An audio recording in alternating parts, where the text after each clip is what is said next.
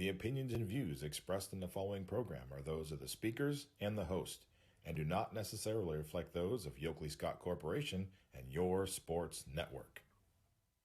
Yeah, I've been closer to Jesus before, so can you help me out? Oh, can you help me out? Am I on my own? Am I on my own? Or can you help me out? Am I on my own? Am I on my own? Or can you help me out? Can you help me out? I've been scared to look at my soul.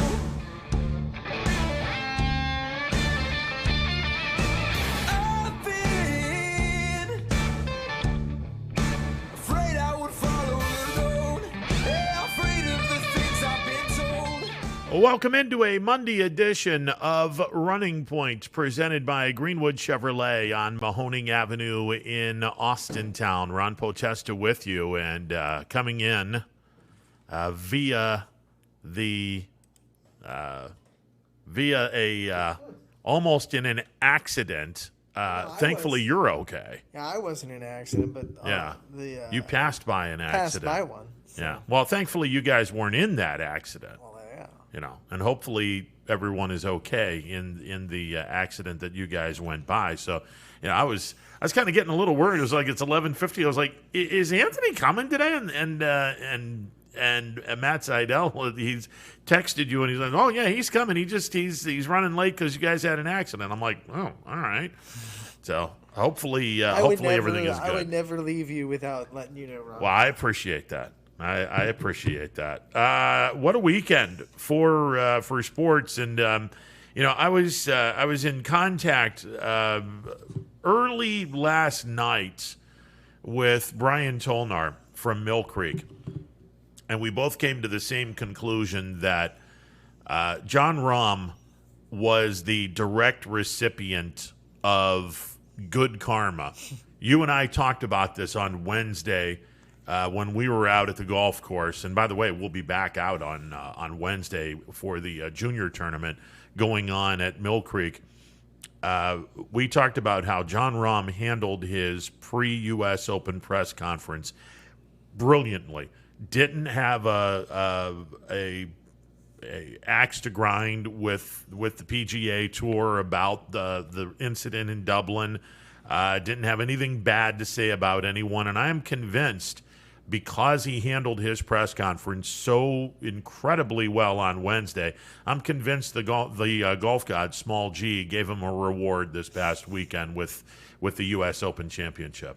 I tell you that those last two putts on 17 and 18, those aren't putts that you see very often. Special putts. Yeah. And it's funny because a couple holes before they were showing 2012 Tiger?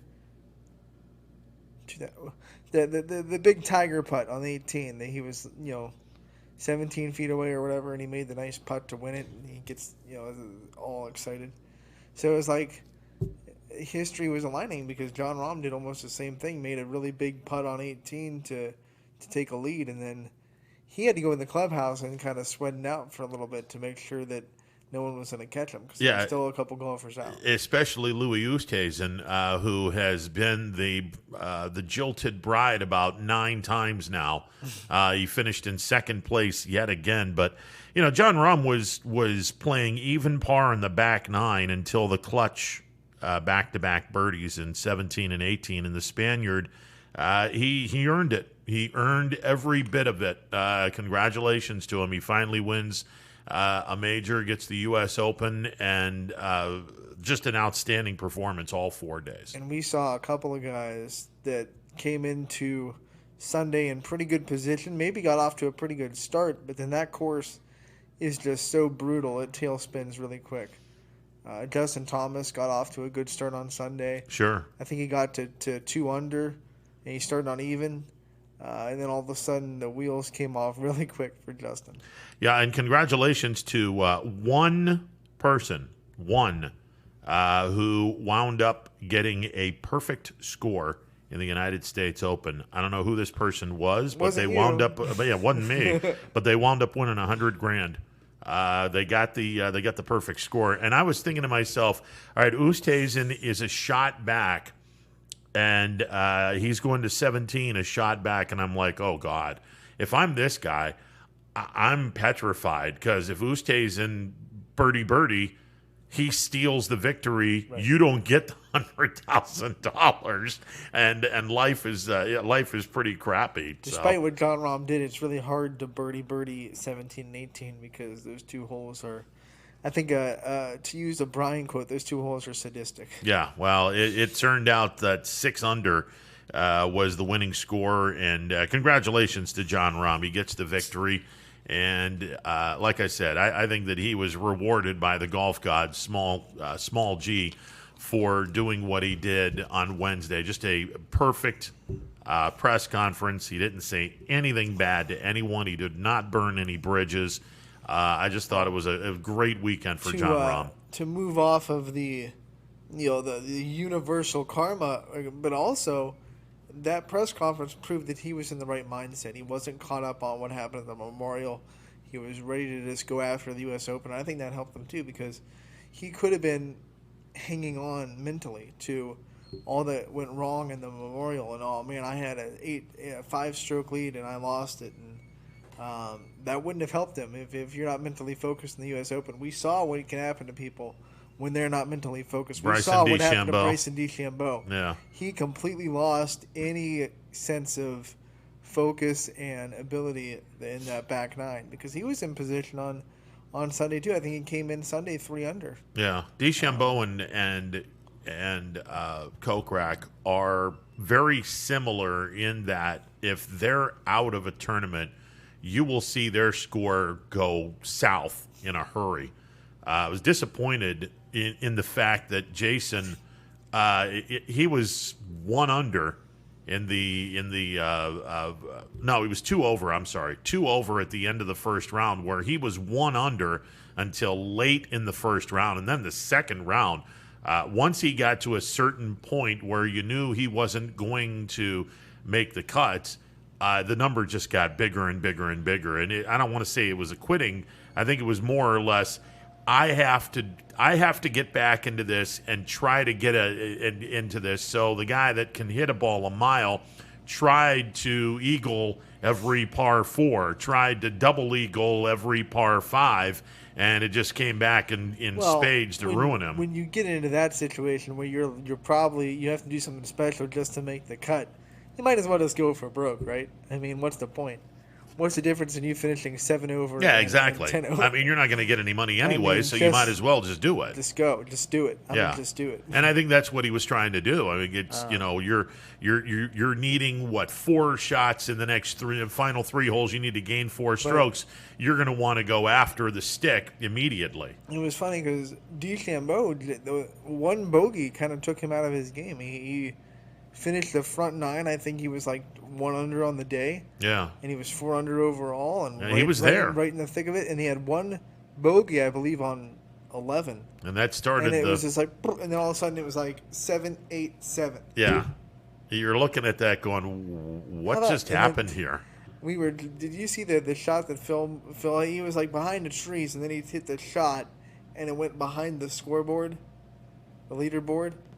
And that gives him a free drop because it's a man-made obstruction. Yeah.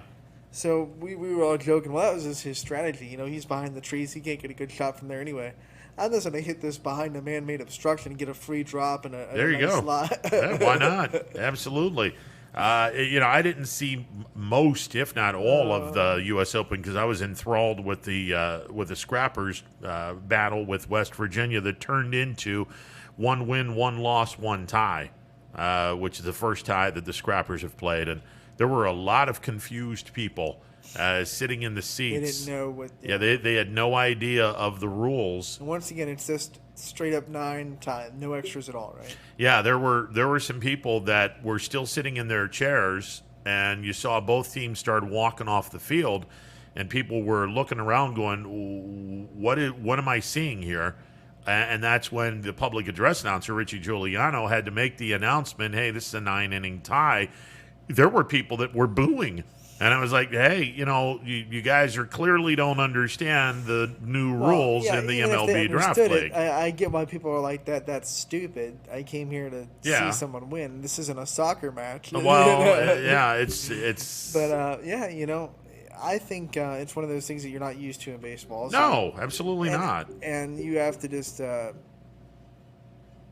your research. I don't know how hard it is to discover that rule. No. It's pretty easy to do. If you look at the scores, other teams have a lot of ties. Yeah, the only team now that does not have a tie in this league is State College, who, by the way, Mahoning Valley will visit State College Tuesday, Wednesday, and Thursday. Playing State College again? Yeah, we're playing West Virginia again next weekend, or this shot. weekend. Yeah, these two teams are 80% of the schedule, which is just absolutely absurd. They're dorm mates. Yeah. Well, you bring the pizza. Let's go. Yeah, these are the two teams that the Scrappers are going to be playing a lot of because they're the two closest teams. Are the Scrappers still in first? I haven't. Yes, they're in first place by a half a game over West Virginia, thanks to the 1 win, 1 loss, 1 tie scenario. So let me ask you. We're gonna talk about it because ultimately. You've brought a tie into the game of baseball. Would Major League Baseball be better off if they played 1 extra inning and then sat back and said, if you guys can't resolve it after 10 innings, we end this game in a tie?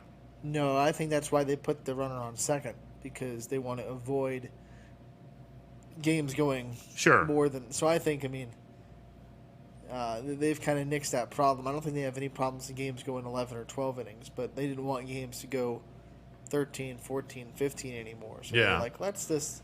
Because if you're a major league team and eventually you can't score a lot of runs with a runner on second and nobody out, then there's a problem. Listen, I'm still very much down on that extra inning rule. I hate it. I thought I would warm up to it like the wild card or the second wild card, because I think now the second wild card is genius because you're taking away the ace in that wild card game, and then you have to use your number 2 starter in the first game of the series. The other reason it's genius is it makes September more fun. Absolutely. And it's better for the sport because you have more teams that are legitimately playing meaningful baseball. I agree with that. What was it before? Just the division winners, and so 4 teams got in for the AL and the NL. Well, right? You would have before the second wild card. Yeah, you would have. The second the first wild card came when the alignment went 3 divisions. So you had the 3 division champs, and then you had the 1 wild card. But that didn't work because you'd have the ace for the wild card playing the ace for the number 1 team. That's not enough punishment. You got to punish this wild card team even further to make sure they don't have a shot in hell at beating the number 1 seed. Back then, so 4 teams got in for a league, for AL and NL. Yeah. So you could argue maybe 5 or 6 were playing meaningful baseball in September. Maybe 7 if it was a crazy year. Okay. Now you have 5 teams, and you could say 8 or 9 are legitimately in contention in September for a while. I would agree with that. So it just makes 9 more. That's what, 3 more fan bases that are excited in September per league. Now I'll be interested in the next 5-10 years when Major League Baseball expands 2 more teams, and they'll do the NFL model where they'll have 4 divisions, 4 teams.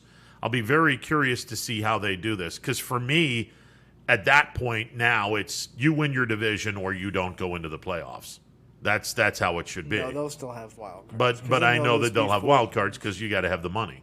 You got to have more money involved in that. They'll probably have the 4 division winners and then 2 wild card teams, like the NFL. I don't know if they'll water it down to where they go, okay, let's just go top 8 teams, and even the to way where half of the baseball league would be in the playoffs. Even the way it is now, it's the hardest playoffs to get into because only 10 teams get in, and that's true. There's no other professional sport. Yeah. Now it's also the smallest, right? No, I mean hockey's smaller, But baseball, basketball, football, there's less MLB teams than There's 30 teams in the Major League Baseball. There's 32 in football. Is there 32 now in basketball? I seem to think there's 30 in basketball. I think there's 30. I think I'm wrong on yeah, that. and then the National Hockey League is up to 32. They let a lot more teams in the NBA playoffs. Yeah. So, but I mean, you're right. I mean, you only get 10 teams in the playoffs, so only a third. Speaking of the NBA playoffs, who had the Suns and the Hawks and the Bucks and I can't even. The Clippers. The Clippers. Yeah. Who had that on their bingo card for our semifinal? God bless whoever had that. By the way, can we talk about two things? Number one, and I told Cavaliers fans this for years, and everyone thought, oh, this guy's a clown. All the reason why he won an NBA championship, it had nothing to do with Ty Lue. It had everything to do with LeBron. BS. Ty Lue is one of the best coaches in the National Basketball Association. His record is now 13-1 in closeout games. That is better than anybody in the history of coaching. This guy has done he is a much better coach than anyone gives him credit for.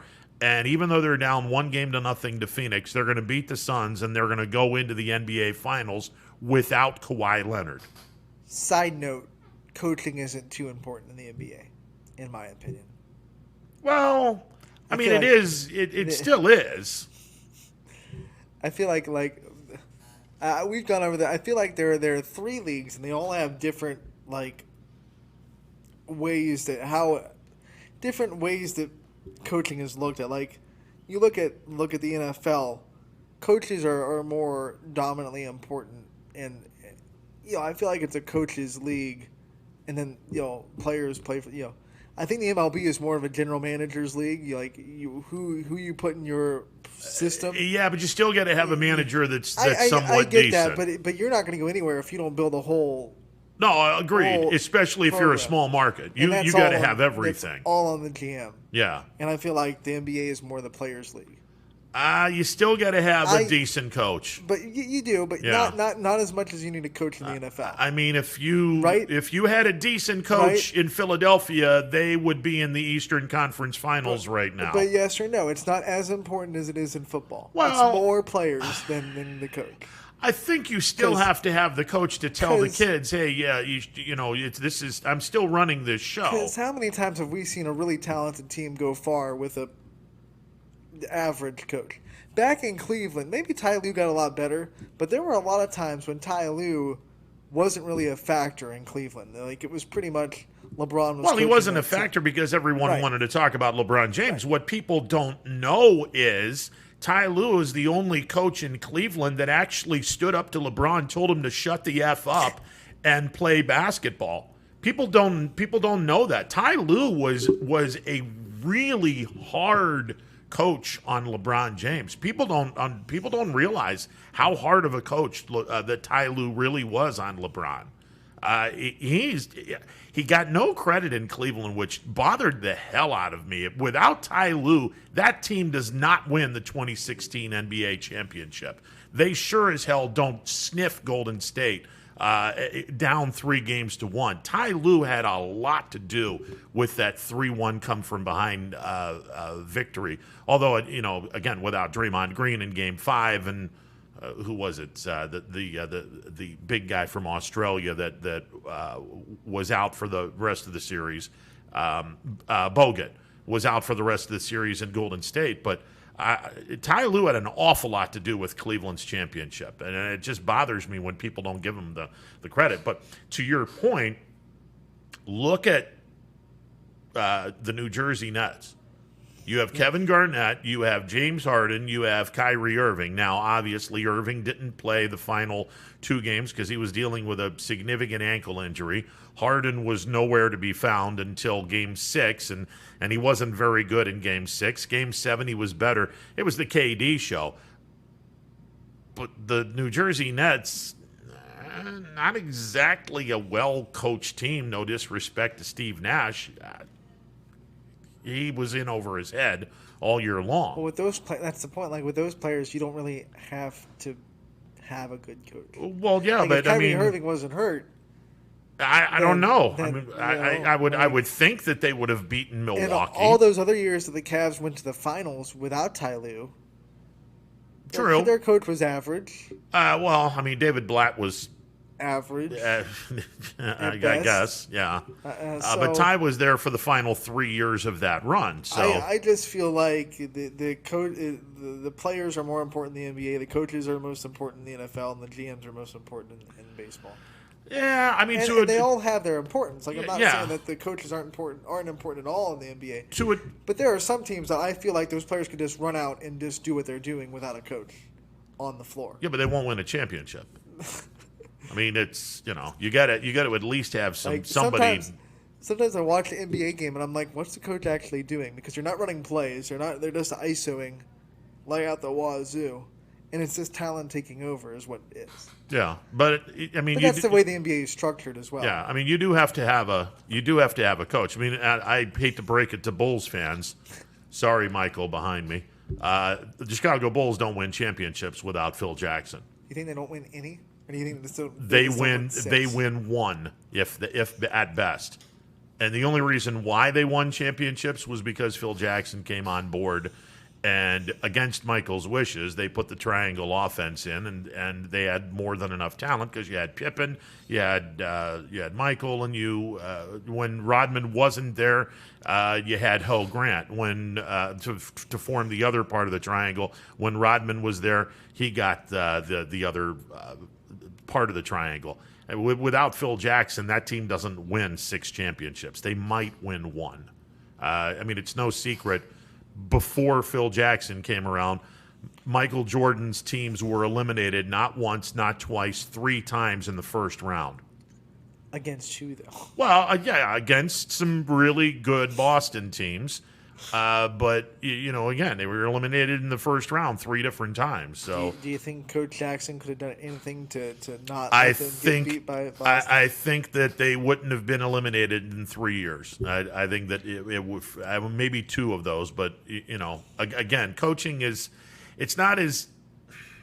I think it's a little more valued than where you're coming from. But it's. I agree with what you're saying though.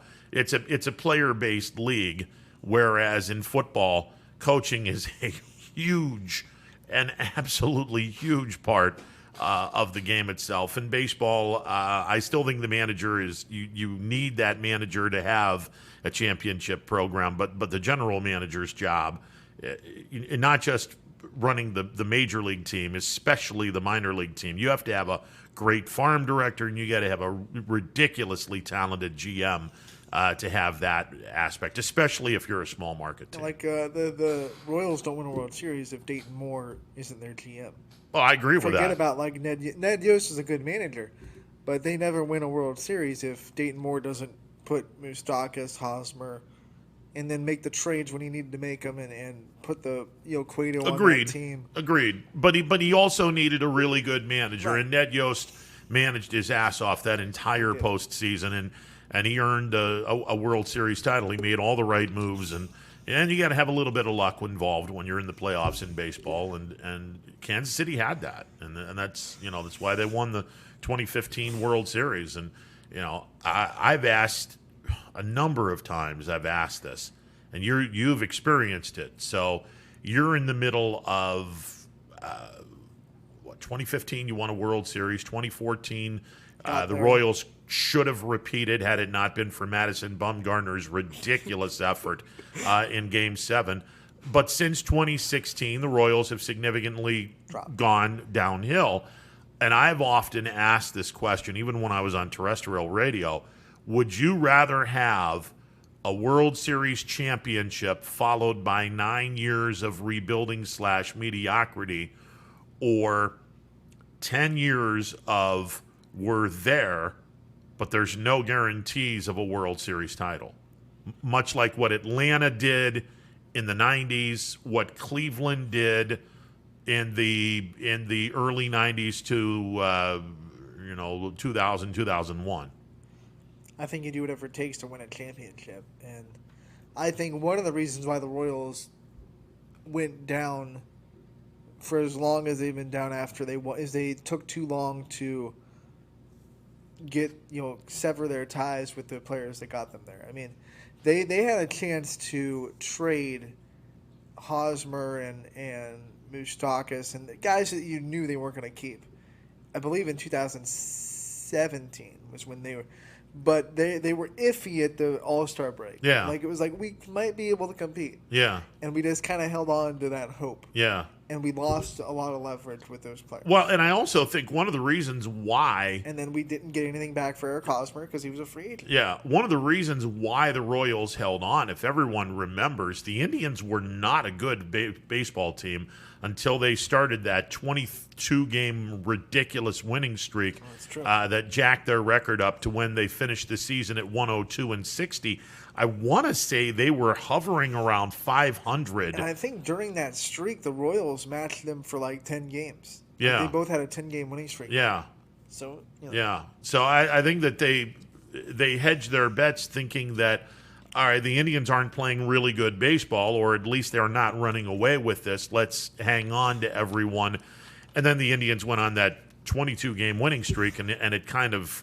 It backfired. Yeah, it kind of exploded. We got nothing from Moustakas, Kane, or Hosmer because they all just left as free agents. Yep. And then you have a team like the Marlins who win a World Series in 97, and they don't even wait until the celebration is finished to get rid of everybody prior to the 98 season, which, and I'm to this day, I'm still... I'm miffed at that. I don't understand why the Marlins did something like that. And then you saw the team win a World Series again in 2004, and they did the exact same thing again. I'm like, what are you people doing? I mean, you're supposed to, build a dynasty, or at least let this team get another opportunity at winning a championship. It sounds like they were the mindset that, like, we're never going to be a dynasty. Yeah, so that's just enjoy weird. It and get all we can out of these guys. Yeah, right now. It was weird. 'Cause I don't think you'll ever see a small market team sustain being great for 4 or 5 years in a row. Well, like legitimate World Series. It depends. I mean, It's really hard. Yeah, in the small market, you have to have a high percentage of hits on your draft picks, and then they have to go into the major leagues and be impact players. I mean, if you can get three, because you don't waste years. And then all of a sudden you've had them for 2 years, but then they're done. You can't pay them the money they have. Yeah, if you can get, and this was back when the draft was 40 rounds, if you got 3 impactful players in that draft, you were considered to be a major success. Now the draft is 20 rounds. If you get 1 or 2 guys that hit and not hit in terms of hit, but hit in terms of being a impactful major league player, my God, you've done something incredibly right. So the small market teams get hurt in a big way on the draft being just 20 rounds, which, and I said this before when Major League Baseball got rid of the short season teams, all this did was just hurt the small market teams exponentially. Now it's tilted even more in favor of the large market teams, which is just a horrible message to send to Major League Baseball, since you don't have a salary cap ceiling or a salary cap floor. I agree. And that's why I think maybe the Marlins probably did what they did, because they realized the odds of us really being a dynasty are very slim, and they were being a little bit pragmatic, maybe. Yeah, but to the disgruntled of their fans. Yeah, but then you also look at this and you turn off your fan base. Right, and the Marlins were probably too pragmatic, and the Royals were probably too optimistic. You got to be somewhere in the middle. You got to be somewhere in the middle. Agreed. Absolutely agreed. Can we before we? Well, we got to say Dana Ballas comes on at 1:00. We'll talk with Dana. Can we address what went on this weekend in Pittsburgh? The Indians go into Pittsburgh thinking, hey, 3-game series against the worst team or one of the worst teams in the National League. We're hurt, but we should be able to take care of business, and let's gain some ground on the White Sox. They play the Astros, and they leave Pittsburgh losing 2 out of 3 to the Bucks. And they barely won that last game. Yeah, exactly. The Pirates came real close to sweeping the Indians this weekend. God bless the Bucks for doing that. But by the same token, the Indians are like, what the hell just happened here? Let's not make a big deal. I mean, it's baseball. Sure. It happens. There are weekends where a really bad team can just win a series against a really good team because that's the nature of baseball. Yep. Everyone's professional, so if you have one hitter get hot for 3 games, then, what are you going to do? So I don't think the panic button should be hit by Oh, God, no. I don't like making more out of a weekend series than, it was just really good baseball by Pittsburgh, and Cleveland didn't really play well. And I'll tell you this: Cleveland gained a game over the weekend, even though they dropped 2 out of 3. The White Sox are on a 4-game losing streak. Yeah, they gained a game on the White Sox. They're 2.5 games out of first place. So even though the Indians struggled against the Pirates, they still gained a game because the Astros kicked the White Sox ass this weekend.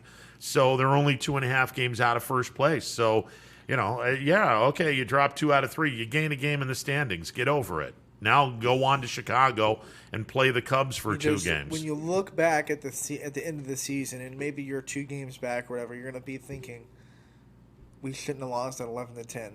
There are games that kind of stick in your craw a little bit. Because they just went down 11-1 or something like that. And they were just like, boop, boop, boop. Yep. And if you try that hard to get back in the game and you don't win, it's deflating a little bit. Well, Karinchak giving up a 3-run bomb to Brian Reynolds in Saturday's game that turned out to be the game winner. I'm sure he's kicking himself and will be kicking himself if the Indians lose the division by 1 or 2 games. Those are just you don't want to lose the games that you could have won. Sure. Those are the ones that really hurt. Sure. But, kudos to the Bucks. They took it to the Indians this weekend, and they take 2 out of 3. And like I said, if you're an Indians fan, you can't be all that disappointed because the Indians gained a game on the White Sox. Yeah, that's why I laugh when I see people on social media oh, this is the worst. Get up in arms over a weekend series. And it's I get it. It's frustrating to lose to are they the worst team in baseball? No, Arizona's a lot worse. Okay, so it's frustrating to lose to one of the worst teams in baseball. Yeah. But it's a weekend. It's 3 games out of 162. I think every team probably loses at least once a season to a team they have no business losing to. It happens. Yeah, when people get frustrated over losing in a 3-game series that constitutes 2% of your season, get a life. You don't know. You don't have a clue about the length of a baseball season. Your team struggled for a weekend. Oh, okay. Every team does. They still gained the game, and they still gained a game. This is where you look at the glass half full instead of half empty. They gained a game on the White Sox despite losing 2 out of 3 to the Pirates. So there's something okay about that. Now, wait, who do the Indians have this week? They get the Cubs. They get the Cubs for 2 beginning tonight. I feel like their schedule for the next 10 days is pretty fair. Yeah, they get the Cubs for today and tomorrow. I know they got Minnesota. No, they get the Cubs for 3, if I'm not mistaken. And then they that Cubs might be that 2-2 series where they play 2 in Chicago, 2 in Cleveland later this season. Well, I know that they have an off day on Wednesday. They'll play the Cubs for 2. They have an off day on Wednesday, and they go to Minnesota for 4. And then they have Detroit for 3 games to end the month of June. So their next nine games, they're winnable. It's a favorable schedule. Absolutely, it is. And if the Twins are a dumpster fire, absolutely, and the Tigers Detroit are is much better. Yeah, they're about 2 games better. No, actually, Detroit's now in the basement because they're on a long losing streak. Oh, I didn't know that. Yeah, so it's doable. Minnesota's 11 games under 500, although they have won 4 in a row. Detroit's 12 games under 500. And the Cubs are currently in first place at 40-32. Okay. You only have 2 games with them, though. So Yeah, and you only have 2 games with the Cubs. So you can split with the Cubs, win the Twins series, and sweep the Tigers. That'd be great. Yeah, I mean, if you can go 7-2 in these 9 games, all of a sudden the Indians go into July with a 46-32 record. I'll take that. I'll take that any day of the week. And oh, by the way, you're going to get Plesac back here pretty soon. The White Sox play the Pirates, so maybe the Pirates can continue to do work for you. Well, that would be nice. And again, the White Sox on a 4-game losing streak, so that's always good. I made mention this weekend, West Virginia came to town. It was first place versus second place. The Scrappers won on Friday nights, the tie on Saturday, and then yesterday, West Virginia was able to get the 9-7 victory over the Scrappers. The White Sox have 2 off days this week. Do you think that's good when you're a losing streak or bad in baseball? Because they're off today. Yeah. They play 2 against Pittsburgh, and they're off Thursday. They play a weekend series in Seattle. I think it's probably best for them to step away. They got 2 days where they can just be like, yeah, whoa. And if I were Tony LaRussa, I would have said, guys, leave. Come back Tuesday. Come back Tuesday around 2 o'clock. Start coming into the stadium. We'll do a little bit of workout before we play tonight. But get away from here. It's the worst thing you can do right now with a team on a 4-game losing streak is tell them to come to the ballpark on an off day and work. I mean, no, you don't need to. You're in first place. It's a really, really good team. You don't need to overmanage, which is LaRussa's nickname. He's a Hall of Fame manager, and he's in the Hall of Fame for a reason, but it doesn't mean he doesn't have warts. If I'm the White Sox, I'd tell the kids, he's got warts? Leave. Well, he's not warts. You know what I mean? Wart. You know what I mean. So the Scrappers are going to be in State College for the first time this year, Tuesday, Wednesday, and Thursday. And then West by God, Virginia comes back home for a weekend series, back-to-back fireworks Friday and Saturday. By the way, the Saturday game, this is the fireworks that should have been shot off 3 nights ago, and they weren't. So if you still have a ticket for the Friday game, this past Friday, which was, the 18th, if you still have a ticket, you can bring that ticket to the box office anytime through Saturday and even day of the game. Bring that ticket to the box office, exchange it. They will give you a ticket of equal or lesser value, and you can watch the game for free and get the fireworks, and so you don't have to pay for the ticket. So there you go. Scrappers make good deals, man. Well, it's and they needed to do this. I mean, they canceled the fireworks because it was really windy, and everyone knows if you shoot a firework off while it's really windy, it can go I'll somewhere. Tell you, that rocket's coming dangerously close to us. Yeah, exactly. Yeah. So that was Saturday was interesting because at a little before 5 o'clock, the sirens went on. That win reminds me. When we were watching the U.S. Open, Rahm, got his 2 birdies, and then all of a sudden the forecast for the next 2 hours was like winds above 40 miles an hour. Oh, that's beautiful. And I was like, well, Louis in a struggle. Yeah, exactly. Yeah, the golf god, small G, giving Rahm all the favors in the world. Yeah. So Saturday, I'm at the ballpark, and all of a sudden the tornado siren goes off. Oh, yeah. And kudos to the folks in Trumbull County. Your tornado sirens work really, really well. So this thing is going and continuous, and people are like, why is that siren continuous? I said, because we're under a tornado warning. I called it. I was like, I don't even have to look at my phone. We're under a tornado warning. Sure enough, look in the phone, tornado warning. They spot the funnel cloud or the cloud that allegedly had a funnel activity 10 miles to the north.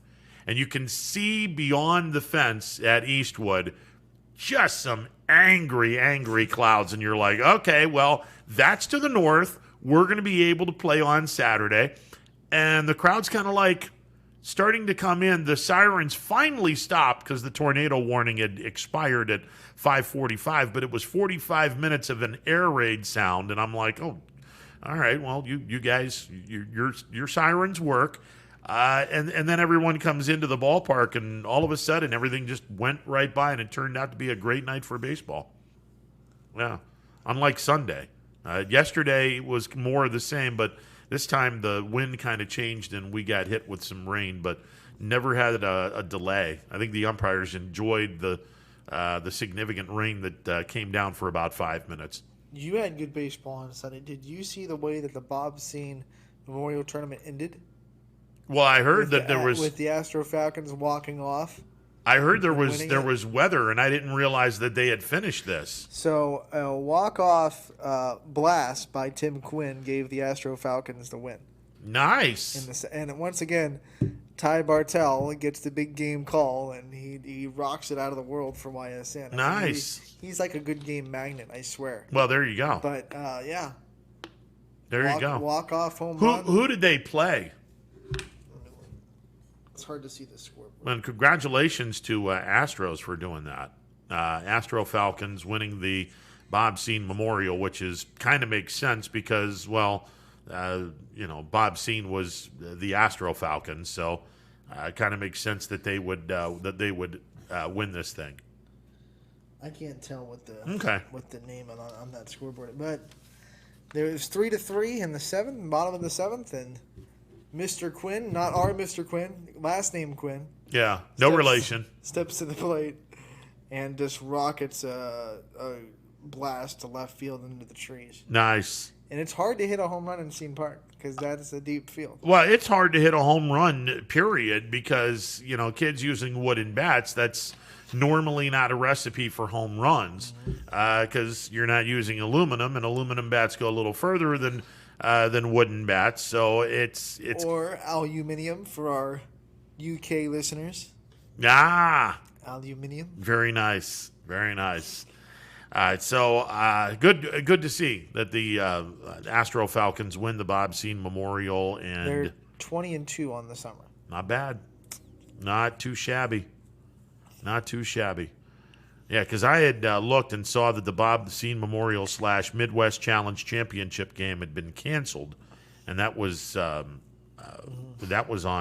Sunday night. So I was curious as to when they were to play that game. So how about Bob Scene's Astro Falcons win Bob Scene Memorial Tournament? There you go. At Bob Scene Park. That's always a good thing to see. We're supposed to have some B-League baseball today. There's also supposed to be some serious weather coming into the area, so hopefully Mother Nature will cooperate and we'll get some baseball today. That's always the hope, Yeah. Maybe it'll miss us. Yeah. We'll have Dana Balish on at 1:00, and we'll catch up with the dean of television sports in the area. Well, I mean, who dubbed him that? Well, he's now experience-wise, he is now the dean. He's the guy that's the old guy now. The dean. Yeah, he's the dean. Way back. Well, not way back, when Hannon and Campbell and Dana were doing the TV sports. It was Jim Campbell that was the dean because he had a couple of years on Hannon, and they both had significant amount of years on Dana. Well, now Hannon is doing the United Way. Campbell's retired, so Dana's now the unofficial dean of television sports in this area. There you go. Experience gets you places. Exactly. So that's what I'm talking about. All right, 330-886-0813, the MP Vivo Heating and Air Conditioning Hotline, open for business on this Monday edition of Running Point, with you till 3 o'clock, at which time DJ and the fellas will do Power Hour, and that will take you through the 3 o'clock hour. And hopefully we will have Sandlot baseball tonight from Bob Scene Park, and again, Mother Nature is in charge of that. And let's bring this up: the newest member of the Scrappers is Dusty Baker's son. How cool was it to kind of? Well, he's now out. He had an injured. He suffered an injury this weekend. So Darren's off the roster, and his. I don't think that there's any question he'll be drafted. You have that lineage. Well, his father is the manager of the Washington Nationals. I'm willing to bet that Darren Baker, if he's not drafted in the first 15 rounds, the Washington Nationals will grab him before the end of the 20-round draft. I'm willing to say that he'll get drafted. Yeah, if he's not drafted, like I said, in the first 15 rounds, he'll be drafted by the Nationals. It just makes sense. I've seen a lot of sons get drafted by whatever organization their dad is in. If their dad's a manager or a player, that's how they'll normally do it. If they're not a, quote, sure thing first round draft pick, they'll wind up going to wherever their father is employed. That's how it works. So we'll see Darren Baker probably drafted in the latter stages of the draft by the Nationals. And I'm thinking in my head, the draft starts. I want to say July 10th is when the draft starts. I'm gonna have to get an official date on this. And I believe that's like right at the end of the AllStar break. It's before the AllStar break. Because the AllStar break starts the week after the 4th? No, yeah. The 2 weeks out. No? It's the AllStar break is the week after the 4th. Yeah, the AllStar break is July the 11th through the 13th. The AllStar game is on the 13th. The draft is going to be held July 11th, 12th, and 13th. So Sunday the 11th is going to be the first round. Monday the 12th is going to be rounds 2 through 10, and Tuesday the 13th will be rounds 11 through 20. So that's, what is that? Hang on a second. That is 3 weeks from yesterday. So the players right now playing in the MLB Draft League have approximately 2 weeks and change to cement their, quote, legacy and see if they're good enough to be drafted. And I'm going to be curious as to how many kids off of the Scrappers roster will get drafted in the 20-round draft. I'll be real curious to see that. I can think of at least a half a dozen that I think will get drafted without any hesitation. I think a half a dozen of them will. And then it'll be interesting to see what the Scrappers look like after that. Yeah, and again, the million-dollar question that we really didn't have an answer for, and I guess we'll have an answer for it once the draft is over, are the teams going to immediately take those kids and put them in instructional camp or put them in the rookie leagues in Arizona and Florida, or do they let these kids finish out the draft league and then after the season is over, stick them in off-season instructional and just get them ready to play minor league baseball in 2022? I would hope that they would let them finish the league, but that just doesn't sound like something a team would do, because you draft someone, all of a sudden it's your property. Yeah. I feel like sending them somewhere where there's no control for your standpoint, like you have no control over what gets done to them in the MLB draft league. I feel like that might be a rubbing off. Yeah, I think that if those kids stick around, I think what you'll see is farm directors calling up the managers of the respective 6 teams saying, hey, we don't want to have our kid play all that much, or, hey, this is what we want for our kid. And the manager's going to have to work around that. So I don't know. I mean, it makes sense both ways. I'm just going to be real curious as to how this comes about. But 3 weeks from yesterday is the MLB draft, and looking forward to it. I'm going to be real curious to see how many of our guys are going to be in the draft coming up, and I have a feeling at least a half a dozen of them will be members of the minor league or Major League Baseball draft. So, be fun to watch. Jonathan Mayo, who is a friend of the show, he just came out with a mock draft in terms of the top 10 picks in the first round picks, and they have the Pirates with the number 1 selection, going with a high school player, Marcelo Mayer, from East Lake High School in Chula Vista, California. So we'll see. High school player getting that's. Can you imagine being 17, 18 years old and hey, you're the first overall pick in the MLB draft? Yeah. Like your life changes like this before you even get. Here's your seven-figure signing bonus, and now you have the keys to the proverbial kingdom. There you go. And to think I picked billiards as my sport. Red Sox getting Jack Leiter from Vanderbilt. I could see the Pirates grabbing one of the Vanderbilt pitchers with the first pick overall. I can see them doing that, but I mean, the unfortunate thing for the Pirates, there is no. This guy is head and shoulders above everybody, and he is you would be out of your damn mind if you didn't pick him in the first round type of player, like Ken Griffey Jr. Or Alex Rodriguez, or someone of that caliber. The Pirates, unfortunately, don't have that caliber of a draft this year, where there is a can't miss.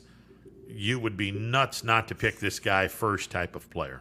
So, but there's nothing saying that the kid won't turn into that. Oh no! I mean, there's a lot of quality in this draft. There's just not that one really, really amazing type of talent that you can't say no to with the first pick. I mean, Vanderbilt's 2 pitchers, Leiter and Kumar Rocker, are gone in the first 10 picks. The Royals, actually, according to Jonathan Mayo, they have the Royals picking Kumar Rocker. So see what happens there. We'll see where we'll get someone named Harold, and we'll go to White Castle. There's your culture reference for the show. Well played, sir. Well played. I'm looking to see who he has the Indians picking. Michael McGreevy, right-handed pitcher from UC Santa Barbara. All right. The gaucho. Yeah, that's all right. I mean, McGreevy. Yeah. We'll see what happens there. I mean, the $1 million question is, locally, does Bruni get picked in the first 5 rounds in this draft? Does that injury hurt his stock? I don't think it does, honestly. I think that, yeah, it's on his throwing hand, but I don't think it's going to. You wonder how, will Colin Floyd get drafted? Yeah. I don't know. You think so? I don't know. I just Colin Floyd pitched on Saturday, and I made this comment. His fastball is not average. It's below average, or at least what I saw last night and what I've seen with YSU. He doesn't throw mid-90s. He throws upper 80s, low 90s. But what Colin brings to the table that 95% of the league that I've seen this year doesn't. He throws strikes. His location is impeccable. And his breaking stuff plays really well off his fastball. Well, I can see him getting drafted. When you have all that, you don't need a high fastball. No, exactly. You locate well and you have a good off speed, you're golden. But for success in the major leagues, if you're only throwing in the low 90s, you're going to have to really, really have just an unbelievable location. to succeed and consistently have an unbelievable location. Well, does he have good movement on the fastball? He does. Because if it's 91 and moving, it's all of a sudden that turns into just as hard to hit as 95. Exactly. Colin's going to get drafted. I think he will be. I don't know if he's going to get drafted extremely high, but I think he's going to get drafted. And I think that if Colin is consistent in his location, he can get to the show. When was the last time a YSU player got drafted? Boy, Justin Thomas was drafted in the 4th round. Hennessy was drafted by the Giants late 1st round. I want to say Hennessy was the last player. Late 1st round by the Giants, he was drafted. No. Oh God, what the hell's the kid's name? He was an infielder, and he was drafted by the Orioles. Crap. And the name just escaped me. He was in Double-A ball a couple of years ago, playing for Bowie, flip-flopping between Bowie and Norfolk, and he was drafted by the Orioles about 5 or 6 years ago, maybe a little longer. Hennessy was drafted, I don't know, 10 years ago, maybe. So it's been a few years. It's still been a minute. Yeah, it's been a few years. Justin Thomas was drafted, I don't know, what, about 14 years ago? No, maybe 15 years ago he was drafted. Not the golfer. No. And I never thought I thought he had a shot to get to the major leagues, but I didn't think that he would have that great of a career. Not that he was a really, really great career, but he got to the show and performed admirably when his number was called. So, yeah, and it wasn't just with Seattle. I think he made the Red Sox coming out of training camp a couple of years after he left Seattle. So, I think Colin will be drafted. I think that he is one of a little more than a handful of guys that are consistently nailing the strike zone, and they're helping themselves out tremendously. But there are guys that are in the mid-90s that, as I've said, even though the walks are there, someone will take a chance on that pitcher because he throws insanely hard. When you just get a pitching coach to say, all right, we're going to have you consistently work on repeating your delivery, and if you can do that, your stuff will play in this league, and you can have a really good major league career. But repeating your delivery is a little bit more difficult than what people think. That's why 98% of the people that try to get to Major League Baseball don't make it. Well, we're going to take a timeout. Dana Balish is coming up. We will talk some high school, and we'll talk some local sports with Dana Balish, get his take on the Scrappers, and we'll talk about some other stuff with Dana coming up. Stick around, more to come. At Greenwood Chevrolet, we go the extra mile for you. By finding you the right vehicle at the right price. And by being with you for every mile of your journey. Visit greenwoodchevrolet.com and tell us how we can go the extra mile for you. New things happen all day. Some are good, some not so good. In today's complicated world, while you're busy working, playing, and living life, we're busy helping you make sense of the day's news. And there's only one place where it comes together with clarity, context, and accountability. It's 21 News at 6 with me, Madison Tromler, and Derek Steyer. 21 News at 6. It's what the day's news really means to you. Welcome home to a home made homier with Baird Brothers Fine Hardwoods. Inspiration starts at BairdBrothers.com and is turned into reality when high-quality hardwoods are delivered right to your home. Baird Brothers has the latest design trends, shiplap and skinny lap interior siding, antique oak rustic flooring, and, well, you'll find them all at BairdBrothers.com. Ordered easily, delivered conveniently, enjoyed comfortably. BairdBrothers.com. WRS Wealth Advisors, the area's premier wealth and retirement specialists. located on South Avenue in Boardman. Hi, this is Jim Myers with Myers Family Insurance, your local Medicare and retirement resource. We're excited to have sports back. Whether you're on the field or cheering from the stands, sports unifies communities and brings hope for the future. We're all one team working together. At Myers Family Insurance, we know the importance of a great team. Our team continues to grow to help you with your Medicare and retirement needs. The annual election period is October 15th through December 7th. Now's the time to make sure your plan continues to meet your needs for the upcoming year. Call today. Hi, I'm Colin Chupa. And I'm Kelsey Clem from K-Squared Marketing. Our boutique marketing firm specializes in media planning and buying, public relations, event marketing strategies, and strategic sponsorships. We can integrate our services with your existing game plan, or we can be your entire marketing team. Your goals, our game plan. Let's win together.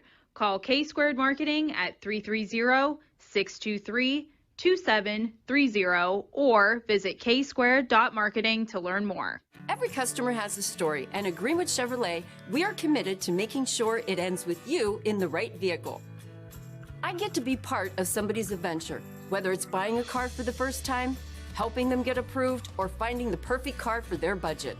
I'm proud that people trust me with their finances. They trust me to take care of them, and they trust me with their story. I'm Tracy, and I'm ready to go the extra mile for you, only at Greenwood Chevrolet. Quality, customer service, and integrity. Those are the 4 words that have driven our success since 1957 at Joe Dickey Electric. Joe Dickey Electric is one Mahoning Valley landmark business that stays current with the requirements of our customers. Family owned and managed, we are an electrical contractor and energy solutions provider. Every member of our team adds to his or her skill set through ongoing training. Residential, commercial, industrial, automotive, and more. We keep ahead of the needs of our customers with a fleet of more than 50 vehicles and 24/7 emergency service, so you're never left in the dark. Jimmy Sudman here, Director of Isle, Purple Cat, and Golden String. We are happy to support YSN and 2 of my favorite people, Scotty Mincher and Super Dave O'Malley. We are an agency that provides services for adults with disabilities. We infuse humor, passion, and joy into their lives. If you know of any folks with disabilities that need our assistance, please contact us.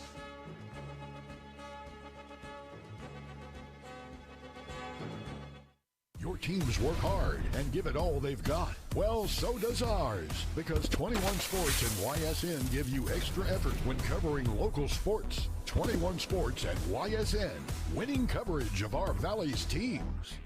When looking for home design inspiration, don't just be inspired, be Baird inspired. Whether new or remodeling, Baird Brothers has the latest trends like shiplap to refresh your home. Go from inspiration to installation with our wide selection of in-stock American hardwoods. From the rustic charm of antique oak to the warmth of traditional cherry, Baird Brothers has what you need to make your home inspiring. Baird Brothers, our family's heritage, your family's home. Welcome back to this Monday edition of Running Point. Ron Potesta with you alongside Anthony Hartwig. Dana Balish tied up with some stuff, so unfortunately we won't get him on today, but we were going to talk about one thing that happened over the weekend involving the Ohio State Senate. Yeah, they voted 33-0, unanimous, that they were going to give college athletes the right to make money off their name, image, and likeness, and now it goes from the Senate to the House for passage. So they're still trying to work all that out, and the other thing that happened recently was the Supreme Court of the United States took away the NCAA's a lot of their rights to restrict schools from giving kids laptops for education and things like that. So these little NCAA rules about compensation are starting to fall by the wayside a little bit. The Supreme Court ruled that it violated the antitrust laws, and so the NCAA, I think pretty soon we're going to start to see college athletes be able to make money off their name and likeness, not too long in the distant future. Which I want to state is different than being paid to play. Colleges are not going to say, here's your salary. It's just the kids, if they want to, have every right to go and make money off their image. So it's a little bit different than like people. It's not pay to play. It's not like universities giving kids $1,000. Well, not legally. But yeah. I mean, because there's still a $100 handshakes There's a going little on. Odell Beckham here. Oh yeah. There's the $100 handshakes going on, but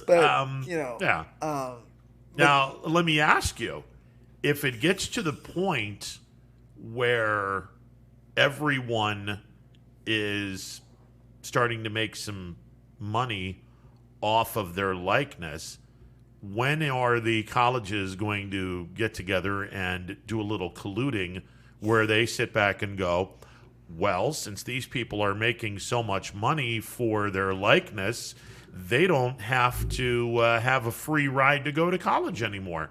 And we're going to take some scholarships away, and you're going to use that money that you're getting for your likeness to pay for your education because you ain't getting a scholarship from us. There will probably be, and this is just my thought, like you're going to get a scholarship when you're recruited to come to the school. You would think, so yeah. They're still going to offer you scholarships because you can't just assume that this kid's going to go make a lot of money off his. There's probably going to be a cap, like Social Security, like all the like. If you make X amount outside of ours, off your name and likeness, then you will be deducted X amount off your scholarship because it would.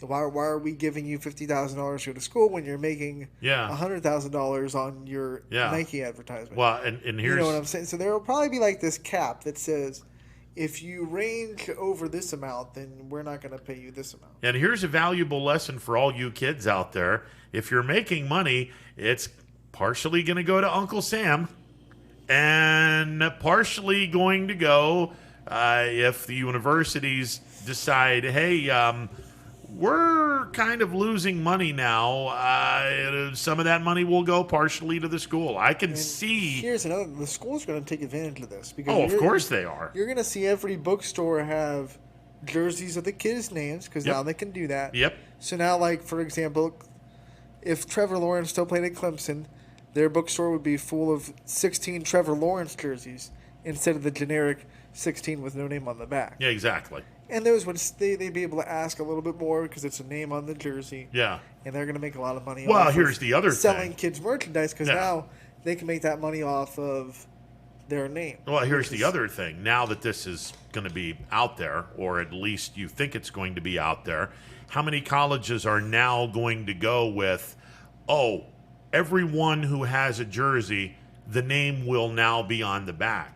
So now we can sit back and make a ridiculous amount of money off of you by selling your jersey with your name on the back and an official jersey into the bookstores. I like this better than pay to play because it's impossible. If you said the colleges are going to pay the athletes to play that, it's impossible to make that even across all the sports, male and female. But now every athlete has the same opportunity to go make money off their name. Whether they're a track athlete, softball, tennis, it doesn't matter.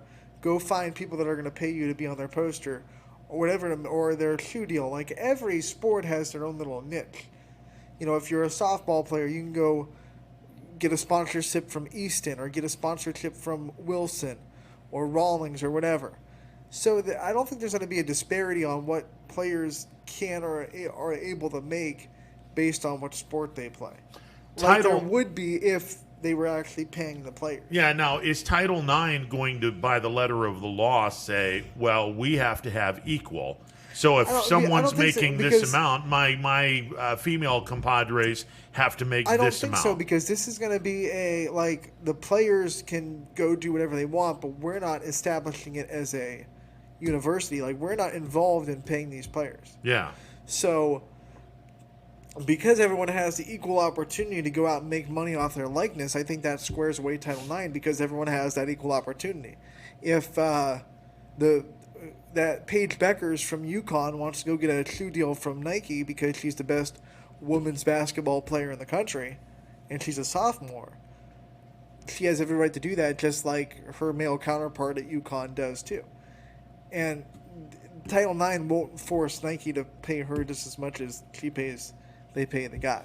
So I think Title IX will be square and secure as long as the university isn't directly involved in giving that money to the players. Yeah. Now again, That's just, like my understanding of Title IX isn't like super deep, but that's just my understanding of it. This part of it, I don't have a problem with. The problem I always had was, well, the athletes all need to be paid. No, they are getting paid. They're getting paid by the fact that they're getting a free scholarship, and they don't have to worry about, by and large, most of them. There are some sports that don't have scholarships. Exactly, and baseball is one. This encompasses Division II and III, too. Yeah. Which don't have scholarships. Well, III doesn't have scholarships at all. Exactly. And II has limited. Yeah. So not everyone's getting a free ride here. Yeah, but the ones that are getting the free ride, they're getting paid an astronomical amount of money because in 5 years, they're not going to have a student loan that's going to last for the next 15 years that they have to worry about. And you know what's funny? Like, they have the free ride, but it doesn't cover... Like, this is what was crazy. Like, you still have to go, if you're commuting or what, you still have to go get yourself a car. Sure. You still have to pay for your meals. Not necessarily. You have a meal plan, but, some of these meal plans are sketchy. Like, you go into them and you get 5 meals a week or whatever it may be. Yeah. And you have to make sure that lasts. Well, here's the dirty secret, because you go into a locker room in your chosen sport, you're getting food. You're going to be getting food. So I don't feel sorry for anyone that goes, well, I don't have enough of a meal plan. Get out of here with that crap. You're getting food if you're a men's or a women's basketball player or a football player. But if you're like a soccer player, I don't know how much you're getting fed, especially if you're a soccer player at Old Dominion or a soccer player at... You're getting some kind of food. Like, here's a granola bar. Well, that's... Hey, what kind of food are you eating? Well, I'm eating granola bars for lunch. Well, there you go. Like, I've been in YSU Volleyball's office. They have food, technically. Yeah. But it's not like pepperoni rolls. Well, no. Or whatever. It's like that. It's like, is it like a meal? Yeah. Yeah. I mean, it drove me nuts when I heard these. Now football gets the whole buffet. Well, of course, because it's a very huge cash revenue that's sport. Where you dive into the. Yeah, exactly. That's where the cash revenue comes into play, and the football people, and it's arrogance, but it's true. The football people will proudly sit back and tell anyone that wants to hear it, we pay for everyone's revenue in sports. They do. And that's how important we are. That is exactly why they were not going to miss a football season this year. Because universities couldn't afford to miss a football season. So we're going to play in the springtime? Well, of course you're going to. As much as that made a lot of other fall sports upset because they kind of played football but then didn't play a lot of the fall sports. Yeah. Or they play limited schedules of the fall sports, whatever it may be. The reality is if they didn't play football, those other sports, your soccers, your tennises, your volleyballs, insert ancillary sport here, they'd be hurting for a season in the coming years because football pays for it. Yeah, and I know there was the ancillary sports look at football and roll your eyes, but you can roll your eyes all you want to. That's the straw that stirs the drink on every single campus, not named UConn, and you're right. And that's the bottom line. UConn, probably the only school where, even then, I bet their football team brings in more money.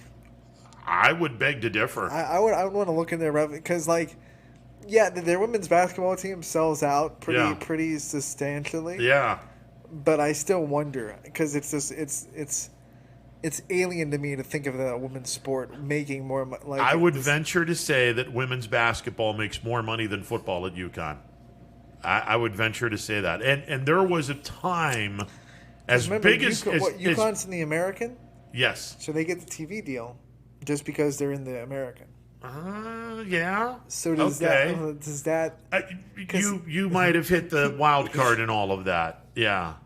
But I'm talking just from pure gate and everything. Right. I would be willing to bet that the UConn women's basketball program gets more popularity. It's UConn. Oh God, not even close here. Yeah. And UConn football Yeah, down here. from a gate standpoint, and when I lived in Tennessee for 6 years, And it's women's basketball in Tennessee. Not more than football, but it's definitely more than the men's team. it was up there with football. From a gate standpoint, it was up there with football. Now, of course, that was during Tennessee's lean years. When but, Pat Summitt was the coach. Yeah, and Pat Summitt was selling now the 21,000 seat arena every single game. So it was up there. It wasn't at that level, but it was close. Tennessee is the only campus I've been to, and I've been to a good handful. Only campus I've been to that has a specific store for their women's sports. Oh yeah. And it's like, yeah, and it's not just like what she did for all their women's sports, because the popularity of their women's basketball team kind of trickled into all their other women's sports teams. You can't quantify what Pat Summitt did for women athletes, especially at the University of Tennessee. Yeah, so I'll be real curious to see. This is in the state of Ohio, which, if Ohio State, and not that they need any more help doing recruiting. Ryan Day was there speaking at the Senate, by the way. Not that they need any more help recruiting, because they're doing a really nice job. Thank you very much. But if they're one of the few states that allows this, can you imagine how many people are now going to want to try to go to Ohio State? I can get likeness? Sign me up if I can get paid this way. If I understand this right, this is something the NCAA could green light, but then a state could just still say no. Yes. So, like, the NCAA could say you're allowed, but, like, Michigan, for example, could just be like, no, you're not. Yeah. It's all about... And if that happened, no one would choose Ohio State, and no one would choose Michigan over Ohio State. Exactly. Because I can go to Ohio State and make money off my likeness. I go to Michigan, and I can't.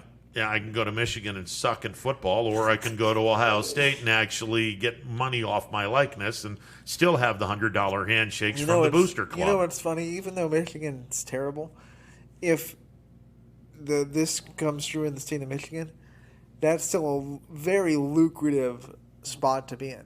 As just being a Michigan football player, you're probably going to make a lot of money. Well, just because the program's iconic. I mean, look, even though Michigan has fallen on hard times with their rivalry against Ohio State, and they're now starting to look like a basketball school instead of a football school, it's not out of the realm of possibility that things could be turned around. They still sell out one of the biggest stadiums in college football. Yeah, exactly. I mean, it's even though the football program is not anywhere close to it as advertised, kind of like the Dallas Cowboys. Michigan is very much the Dallas Cowboys of college football, where over the last 25 years, everyone will talk about, you have to include these. No, over the last 25 years, the Dallas Cowboys have been hot garbage, and when they do get to the playoffs, they find a way to crap on themselves. So it's, in the last quarter century, America's team looks more like a socialist regime. Michigan football is the college version of Dallas Cowboys in the National Football League. Yeah, they're an overrated product. You could probably lump Texas Longhorns into that category too. Well, Texas is they're a little bit more on the up path now, but they're still one of those programs that, like, everyone thinks is good at football, and then all of a sudden you look and they're like, no, they're average. But it's just it's one of the iconic programs. But aren't they still living kind of, sort of, even though the Rose doesn't smell nearly as good, off of Vince Young beating USC a long time ago in the Rose Bowl? They're still living off of Coach Mac Brown's legacy. Because that was the last time Texas had a championship caliber team. Right. It's been a while. I don't think that they're in the Michigan realm yet, but they're close. It's been a while since Michigan won. You think? Well, Michigan, again, not only are they getting their butts kicked by Ohio State, they're getting their butts kicked nationally. Right. That's the Dallas Cowboys of college football. It's an overhyped, overrated product. The biggest comparison is the Cowboys, too. They're always a team. You look at their roster, you look at them on paper, and you go, they're super talented. Yeah. And then you look at their product in the field, and you go, What am I seeing? What am I missing? Because the Cowboys should not be as bad as they are when you look at their roster. Yeah, well, and the same with Michigan every year. They get recruits somehow. Yeah. And you're looking at them and you're going, how is this happening? How is this possible? Did I forget to carry a 1? Yeah. And before before anyone becomes a smartass and says, well, what about Notre Dame? Notre Dame's been in the playoffs the last few years. Even though they haven't won a championship, Notre Dame has been in the playoffs the last few years. They haven't been an embarrassing laughingstock. And they also have the most wins of any team not named Alabama and Clemson in the last 5 years. So... But where does that get you? It gets you Same 0 playoff wins is what it gets you. And look, big old goose egg. Yeah. Now I think that their team this year could be a lot of fun, especially now that Ian I can't throw down the field because I'm afraid Book is gone. If Michigan are the Cowboys, then Notre Dame is like the Green Bay Packers. They're always getting to the. That is a great comparison. That's a great comparison. They're the Green Bay Packers. They're getting there. They're always 13 they're wins. They're a fun team to watch. And then come playoff time, they crap on themselves. They're a fun... Yeah, it's a great comparison. And there is green with Notre Dame, just like Green Bay. So, there you go. And they're located in basically the same area. So, no, that's a great comparison. It's... now who are the Buffalo Bills? Who would the Bills be? Oh, wait. Let's see. Bills, like, on the rise, haven't gotten there yet. So is there a team that we're thinking of that's, like, kind of the... What? I thought Quinn said something from the bathroom. They're not the Ravens, because the Ravens have won. No, we're talking the Bills. Something. The Bills No. are... from a college team. Right. All right, now I got to think of a college team that hasn't won anything yet, but they're... UCF? Nah, I'd like to think that it's a little bit better than UCF. Because at the end of the day, UCF never has a chance to win a championship. Run, poo-poo. Yeah, I can't endorse UCF. Oklahoma? Okay. Or Georgia. A team that is there, but they have a team in their own conference that they can't seem to beat. Kansas City for Buffalo, Alabama for Georgia. I would not want to be associated with that. Well, no, I understand. If you want to give yourself that, I mean, I can't, I would say Georgia, only because they're good enough to win a division, not quite good enough to win a conference yet. He says no. Now, what were the Browns? What would the Browns be considered? Oh, geez. They're UCF, because they think they're automatically national champions. Now that's a good. That's actually a solid point right there. That's actually a solid point right there. Pittsburgh would be considered Texas because they've been living in the past for way too long, the past glories, or Notre Dame because Notre Dame has been living in the past for way too long. Although Pittsburgh did win a couple of Super Bowls. Yeah, like Pittsburgh since can win every Notre now Dame and won a national championship. Pittsburgh might be like the Oklahoma, where they're always in there.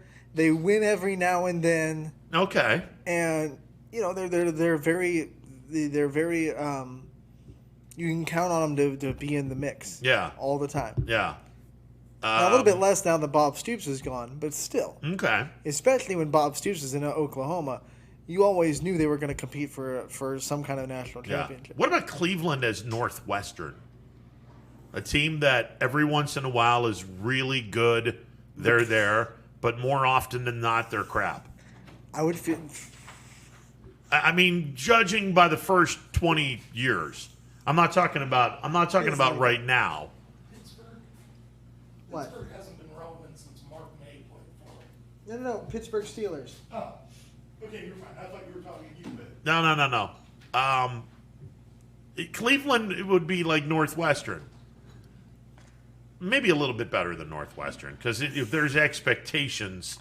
I feel like Cleveland's like Virginia Tech. If you want to go to a Power 5 team that has expectations of being really good, but hasn't really won any. Kind of like Virginia Tech when Beamer was there. Right.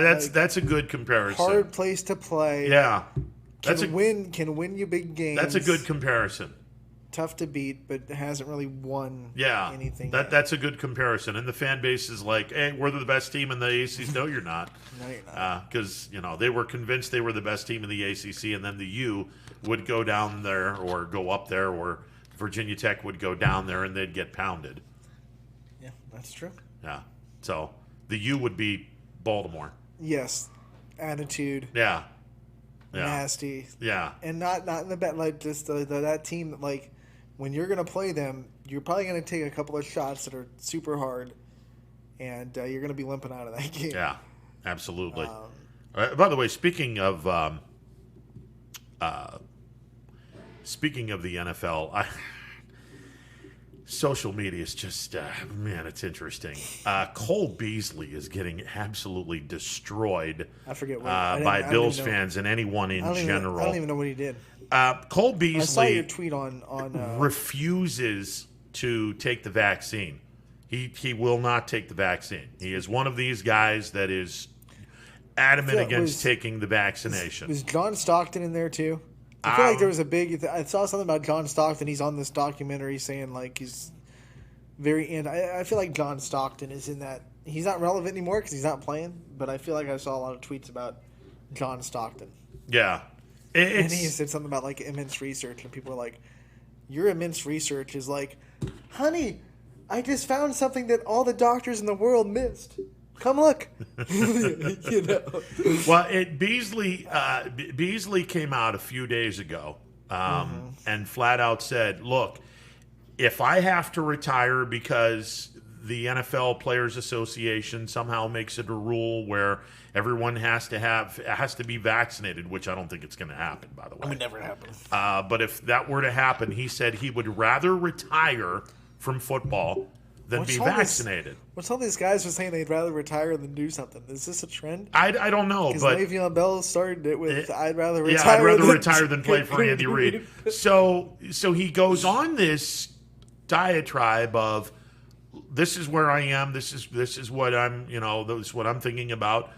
And he's just getting absolutely crushed. And there are Bills fans, and look, they're not the sharpest tool in the shed. God bless my Bills nation. Table! But people that go off tables tend to be a little cuckoo for Cocoa Puffs. I'm just going to throw that out there. But these people, some of these You're people, in that boat, though. I don't go off no damn table. That's just not going to happen. You associate with the people that do. Well, I do, but I just kind of like... You're like that uncle at Thanksgiving that just kind of fades in the background while everyone's having political arguments. Well, just give me my chicken. Yeah, I actually told this story to where the last time I was in Buffalo, I actually saw someone go from the top of a Winnebago, from the top of a Winnebago, looking to do the Superfly Snuka off the top of a steel cage and land on the table. Except he didn't land on the table. He missed the table, and he went shoulder first into the cement. And everyone's just like looking around going, oh my gosh. And I just started laughing. And they're like, what are you laughing about? I said, he deserves this. Anyone that's stupid enough to do something like that, you absolutely deserve it. Anyway, there are people in Bills fan kingdom that believe Beasley should be flat out released now. Well, he's going to be a problem in our clubhouse. He needs to be released. Let me remind everyone that Josh Allen is also another person that has said, I'm not so sure I want to get vaccinated because I want to know a little bit more about this before I commit to this. I don't think he's as adamant as Beasley, but there are a number of guys in that football team that have said, I'm not so sure I want to get vaccinated quite yet. I want to make sure that, I read about this stuff before I get vaccinated. It just sent me off the wrong way. Football fans have blinders. If Cole Beasley says it, it's like, oh. But if you're a star boy, Josh Allen said, we can't cut him. Well, yeah. You can say whatever you want. Yeah. Cole Beasley, you shut up. But he's the best slot receiver in football. And now everyone, or not everyone, but a lot of people in the fan base is like, we need to get rid of him because he's just going to be a pain in the club. What is wrong with you people? I said this on Friday. He didn't say anything about the team. He didn't say anything about the club. No, exactly. He just said, and in his opinion, he doesn't want to get vaccinated. I said this on Friday. I am so tired of fans ripping on athletes for things that they say or things that they do away from their sport. When I grew up in an era where all we cared about as fans, what you do on a baseball field, what you do on a football field, what you do on a court, what you do on a rink, what you do on a tennis court, what you do on the golf fairway, what you do on a softball field. The moment you take the uniform off, I don't give a rat's ass what you do with your personal life. As long as you're a law-abiding citizen, I don't care about that stuff. If you have something to say, great, say it. I'm not gonna blast you one way or the other. If you happen to have a different opinion on something politically, socially, or whether or not you want to take a vaccine shot. You grew up in what, the 70s? Grew up in the 70s. Now, if a guy came out and said something that sounded a little bit more socialist of an opinion, he would get destroyed in the 70s. He'd get blacklisted. I think I don't even want to use the right. I don't want to use the compromise. But in the era in which being gay was not acceptable in the 70s, right? Had someone come out and he would have been blackballed from sports, which is like, wrong. Like I said, if he would have said something that was like, "Oh man, he might be a little bit communist," in the 70s when it was the big red scare, when we had the Cold War, you would have been blacklisted. Absolutely. I'm sure there were a lot of hockey players that. Were we allowing Russian hockey players at all? Not until after the fall of Russia. But there were probably some hockey players that had ties with Russian hockey players or played against them in the off or whatever it may be. Like if they said something a little bit offline, bloop, so this isn't new. No, it's not new, but it's gotten a whole lot worse because of social media. It's worse because everyone has a platform now to share what they think, which is great, but can also be not great. I brought up one person.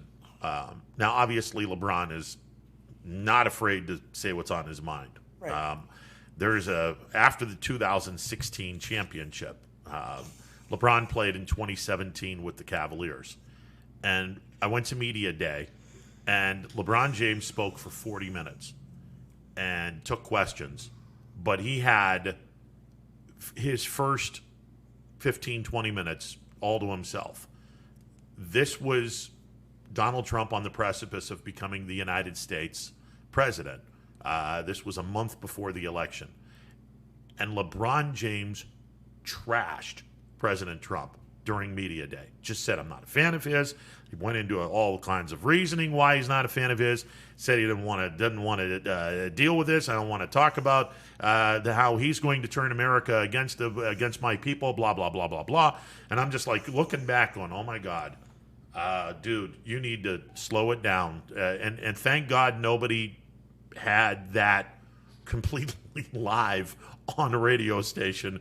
Not that it wouldn't have mattered, because by the time LeBron left Cleveland, there were a lot of people that just wanted him to leave because he had already made his he had already made his checklist on what he does not like socially. Obviously he's the mouthpiece of the athlete today that everyone wants to just say, hey dude, just play basketball. But I'm going to bring up a guy that grew up in the 60s that was as big a mouthpiece for social issues. Go with Muhammad Ali? Absolutely. Okay. Absolutely. The difference between Ali and LeBron James had 24/7 sports talk stations, 24/7 sports television networks, and social media. Muhammad Ali had none of that. Didn't have a sports radio station, didn't have a television that was 24/7 with sports. Surely didn't have the computer era or the other stuff. But make no mistake, Muhammad Ali was every bit the social talker that LeBron James was. The difference is you didn't hear very much from it because you didn't get that reported that often. Well, the other difference is he probably made just as many people upset, but they also couldn't go and spread that opinion across Exactly. social media. So you didn't hear both sides of it nearly as much as you do today. Yeah. That's just, for better or for worse, social media is it at times it can be a wonderful, wonderful thing, and other times, oh my God. I always say it's a tool.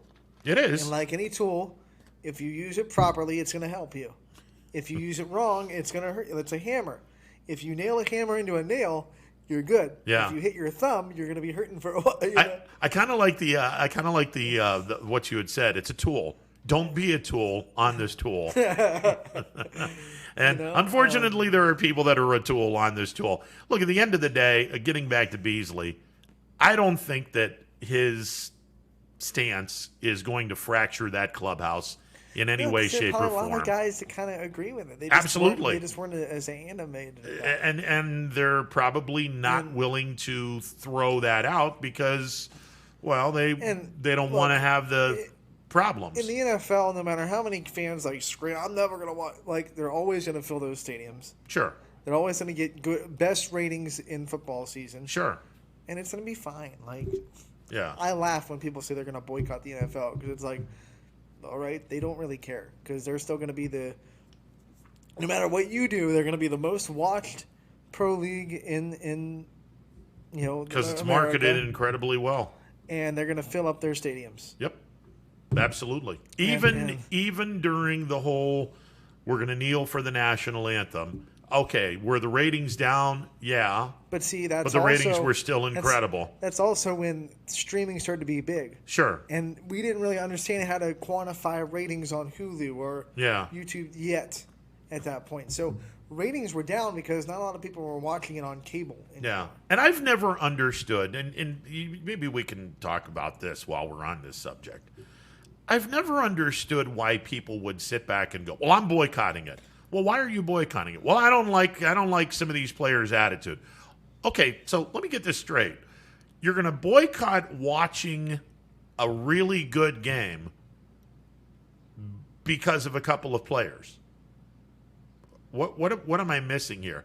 This would be the equivalent of me boycotting Chick-fil-A because I don't necessarily agree with their policies. No. This would be like boycotting Chick-fil-A because their cashier at the Southern Park Mall backsassed you. So you're going to boycott the whole organization. Yeah. That's what it would be like. Because one of their employees rubbed you the wrong way. Yeah. And I got news for you. I ain't boycotting Chick-fil-A because their chicken's really good. Ron would never. I mean, Starbucks, a lot of people had this incredible impression that Starbucks was taking away Christmas because they were taking away the Christmassy type of cups and replacing them with someone else, and everyone lost their damn mind and said, well, I'm going to get rid of Starbucks. I'm just not going to be there anymore because they did this. If I'm going to boycott Starbucks, which I pretty much haven't, but if I were, it's because their coffee tastes like crap. That's why I would boycott Starbucks or not go to it, because their coffee tastes like crap. Not because of anything that someone said or someone did. I'm not, even if Major League Baseball, and Lord knows Major League Baseball has done some stupid stuff in the last 10 years. Wait, you did say you weren't going to, like this spring when you were really upset about the minor league baseball. I did. There were little parts of Ron that said. I did. But then I thought, I'm not going to any more games. But then you know what? Then I thought, wait a second. I can't do this. This is ridiculous. It's baseball. I've been a fan for 50 years. Yeah, I don't like Rob Manfred. Yes, he's an idiot. Yes, he's ruining the game of baseball with a bunch of other factors. But it's the game I grew up and loved. I'm not walking away from baseball. I'm not going to walk away from the National Football League just because a couple of people kneeled for the national anthem for their own opinion. Who does this? Well, I'm giving up on a sport because they're not crossing all the T's and dotting all the I's. Okay, yeah, great. Yeah, I'll watch more football for you now because I don't know. The NFL's a pretty damn good product. I think so, and I think it's going to be fun to watch one more game because they're adding a game. So we're going to have 17 games instead of 16. Yeah, I've never understood that whole thing. I mean, if I'm going to boycott something, it's because the product stinks. It's it's human nature. Like we have athlete quotes on social media all the time that are like, like if an athlete comes out and says, "Give respect to your coaches," or "Try hard," or whatever, the inspirational quote, that's going to go up on social media. It's going to be a meme. It's going to be shared by hundreds of people, and that's going to be okay. But if they say something that you don't agree with, then all of a sudden you're going to boycott. So it's like everything else. Athletes, politics, teachers, whatever it may be. If they say something that's on your side of the fence, it's great. If they say something that's not, then it's not. And that's just what it's always going to be when people, have that one-way track mind, and a lot of people do. No matter who's talking, whether it be an athlete, sports personality, politician, coach, teacher, etc., they say something that's on your side of the fence. Yeah. They say something that's not on your side of the fence. Boo. Yeah. And that's just human nature. We all do it. Because if like someone came out and said, guy in a wheelchair can't be a sports broadcaster, I'm going to be on that side of the, you know what I'm saying? Yeah, and I'm gonna look and go, right. So why? Right. I'm just going to be like, that doesn't make any sense. Because when women tried to get into the game, it was, well, you never played the sport. Oh, right? That's so just, that's just ignorance personified too. So, but some people agreed with it and they were on, yeah. But then some people don't, and obviously they were like poo-poo on that. Yeah. So you're always no one's ever going to agree on everything. Well, of course not. And I think the one thing about social media is people have lessened the ability to agree to disagree with people. That's the problem. Yeah. We have to learn as a society how to civilly disagree with someone. Yep. And with social media, that kind of gets amplified a little bit because you don't have to talk to them face to face. No, you're keyboard warriors. Right. Yeah, so, you suddenly become because people have been disagreeing with each other since the dawn of human civilization. Absolutely. We just, and they're not always civil about it. We've gone to wars because we disagree. Absolutely. So absolutely. Not saying it's a new thing. It's just one of the things that social media is the new platform of how we disagree, and we have to navigate it. Yeah, it was weird. I was looked at this over the weekend, and what I would consider to be normal fans would sit back and go, well, this guy needs to be released. Why? Because he spoke about something that you don't necessarily agree with? I tweeted him on the long list of people that tweeted, and I said, look, I respect your opinion, and I respect the fact that you shared your opinion. Now go out and win me a championship this year for this fan base. Because, I am going to root like hell for this team to go out and win a championship. Do I agree with Cole Beasley? That's not my job to agree with Cole Beasley or disagree with him because he's a professional athlete. Are you going to root for him not to catch the ball for your team because that's absurd? Because he says something that maybe you don't agree with. Like that. I mean, I heard enough people sit back and actually say, when Kareem Hunt went to Cleveland, I actually heard people say, I will never root for this guy because of what he did to a woman. But that's different because he wasn't a law-abiding citizen at that point. Well, I understand that, but if he's on this team and the Browns have said, we're going to sign you, but here's the leash, and it's going to be this big, and you're going to have to really behave yourself, how would anyone sit back and go, game on the line, Kareem Hunt gets the ball on the 2-yard line against the Steelers, you're actually going to root for him not to score the game-winning touchdown? That's the thing. Like, people say that before the season, and then all of a sudden when Kareem Hunt starts to do things really well, that memory of I'm not going to kind of fades away. And it happens with, I think every team in the NFL has one or two shady players that people kind of, at the end of the day, they're like, I'm just going to root for him. I don't care what he's done. Well, look, I mean, I bring this up because, as a huge fan of the Indians and the 90s team was wonderful, Albert Bell was the biggest asshole walking the face of the earth in baseball. At least in the media. I mean, well, he was. I mean, he absolutely was an absolute a-hole to anyone and everyone in that organization. But you know what? He was our a-hole, and I'm gonna root like hell for this guy because he hit 50 home runs. He can drive in runs and his menacing glare and the whole 9 yards. I'm not gonna root for him to strike out because he's an asshole. Right. I'm gonna root for him to home run. Then the question is, where do you draw the line on that stuff? Like if a guy comes out and says something that's blatantly racist or, allegiance himself with the that's Nazis. That's where you know what I'm saying. Or if the remember Greg Hardy? Yeah, the guy that was arrested for domestic abuse, and then the minute he came out, the first thing out of his mouth was, degrading, and everyone was like, well, "Come on, you can't even be a decent person for 2 seconds." After we give you, and Jerry Jones was at it. We're going to give this guy a second chance. Think he can play for the Dallas Cowboys. Going to give him a second chance right now. And Greg Hardy kept testing everyone's patience. And it says that same thing. It's where does that line really go away? Where you start saying maybe this guy shouldn't be on a football team based on what he's doing, based on what he's saying. There has to be some line. I would think that's where some of the fans would be like, okay, I'm glad he got a sack, but he's still an idiot. When you... with me. Right. Okay, I'm glad Albert Bell hit 50 home runs. He's still an idiot, but okay, he's producing, so, but, let's be honest, and this is kind of hypocritical. If Bell were a 200 hitter with 10 home runs, he'd have been thrown out a lot longer or a lot shorter. If Greg Hardy was a below-average defensive he would have never played. Right, and if Tyreek Hill wasn't a speed, catching... All-pro receiver. Yeah. He would probably not get that second chance in Kansas City. Well, look at et cetera. Yeah, look at the running back that knocked out his significant other in the elevator. Right. He never got a shot in the NFL. He didn't.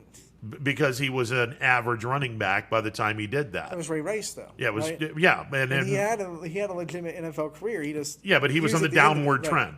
Right. If he had been still 5 yards a carry, still an unbelievably good player, someone would have taken a chance on him. And Kareem Hunt proved that because he did almost the same thing, and all of a sudden was like, "Come on, buddy." Yeah, absolutely. And Adrian Peterson, he's another guy that had a iffy thing. He didn't know if he was going to come back. Yeah. All of a sudden, he makes his comeback.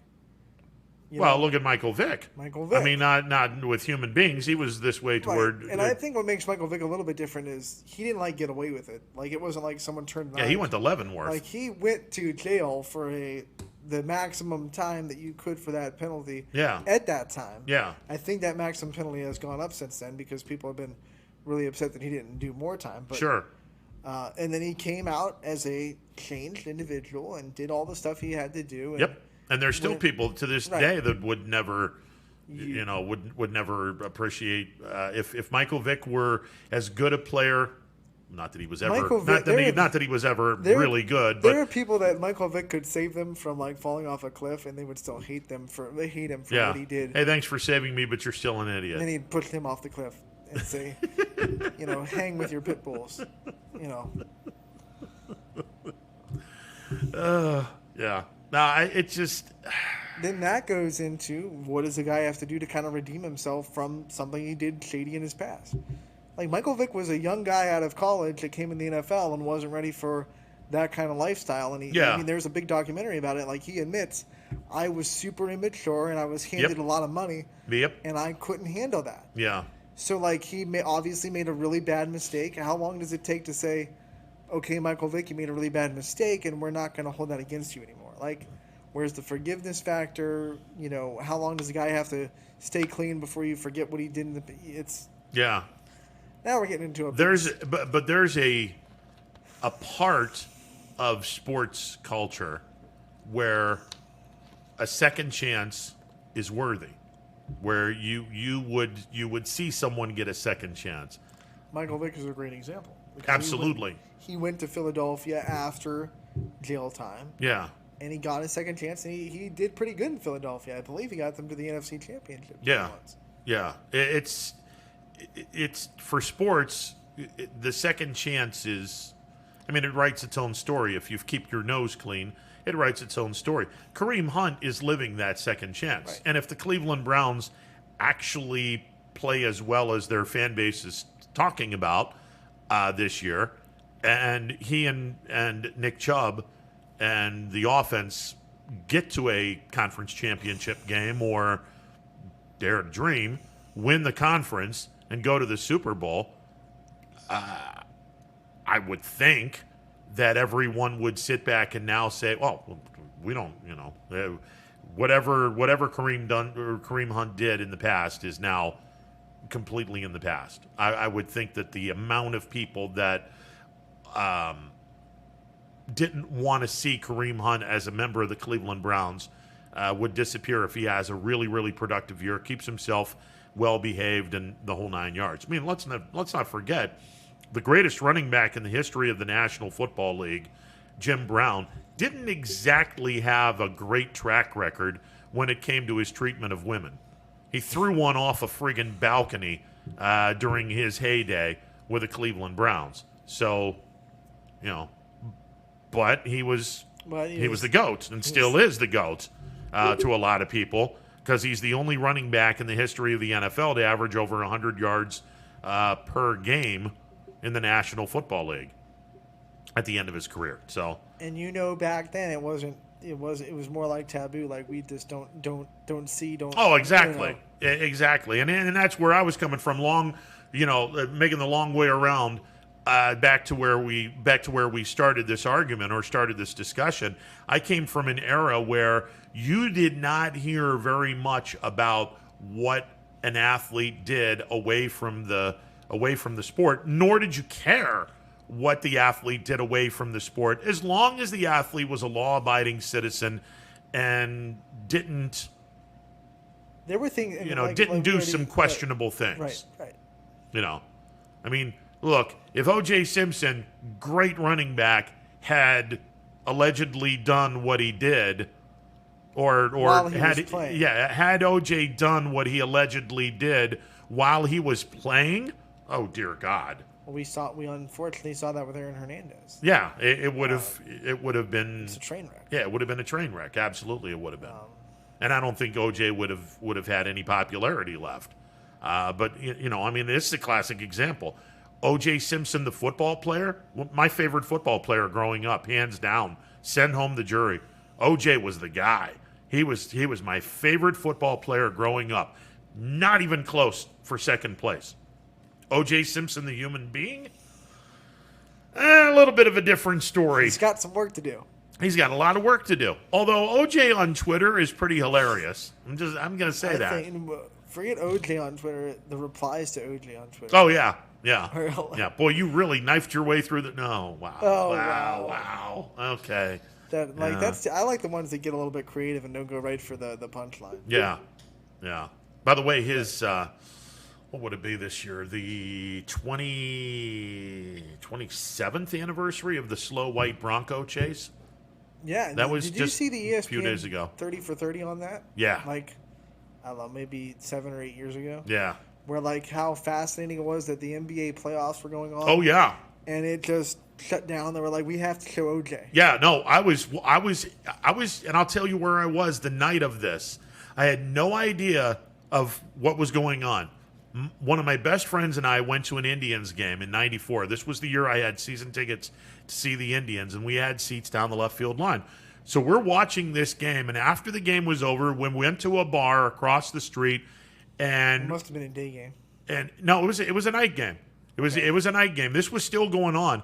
We get to this bar, and they have the TV where NBA championship game, O.J. Simpson car chase, split screen, and I'm like, well, yeah, they put the NBA championship in a box. Yeah, like a little box and then big. Yeah, and I'm looking at this going, what the hell is that? And they're like, oh, where are you coming from? And I'm like, the baseball game. What is going on? That's O.J. and the Bronco. I'm like, what? That's O.J. and the Bronco. I'm like, oh, Jesus, we're sticking around here for a while. Right. Watched the entire thing. Didn't get home till like about 2 a.m. We watched the entire thing, and I was like, oh, my gosh. We walked in from the baseball game, and I had no idea that this was going on. And I'm like, why isn't the NBA championship game on? And they're like, no, man, it's small box. Watch it. When we're watching the OJ, and I'm like, okay. Crazy. Absolutely crazy. That was nuts. And can you imagine if, and again, social media wasn't around back then. Can you imagine what that would have been like during social media? Imagine the trial during social media. Oh, good Lord. Because the trial was already nuts. Yeah, the trial was nuts to begin with. So nuts plus social media. Oh. Yeah, that just... I don't know if there's any trial that even comes close to that in the social media age that you could even...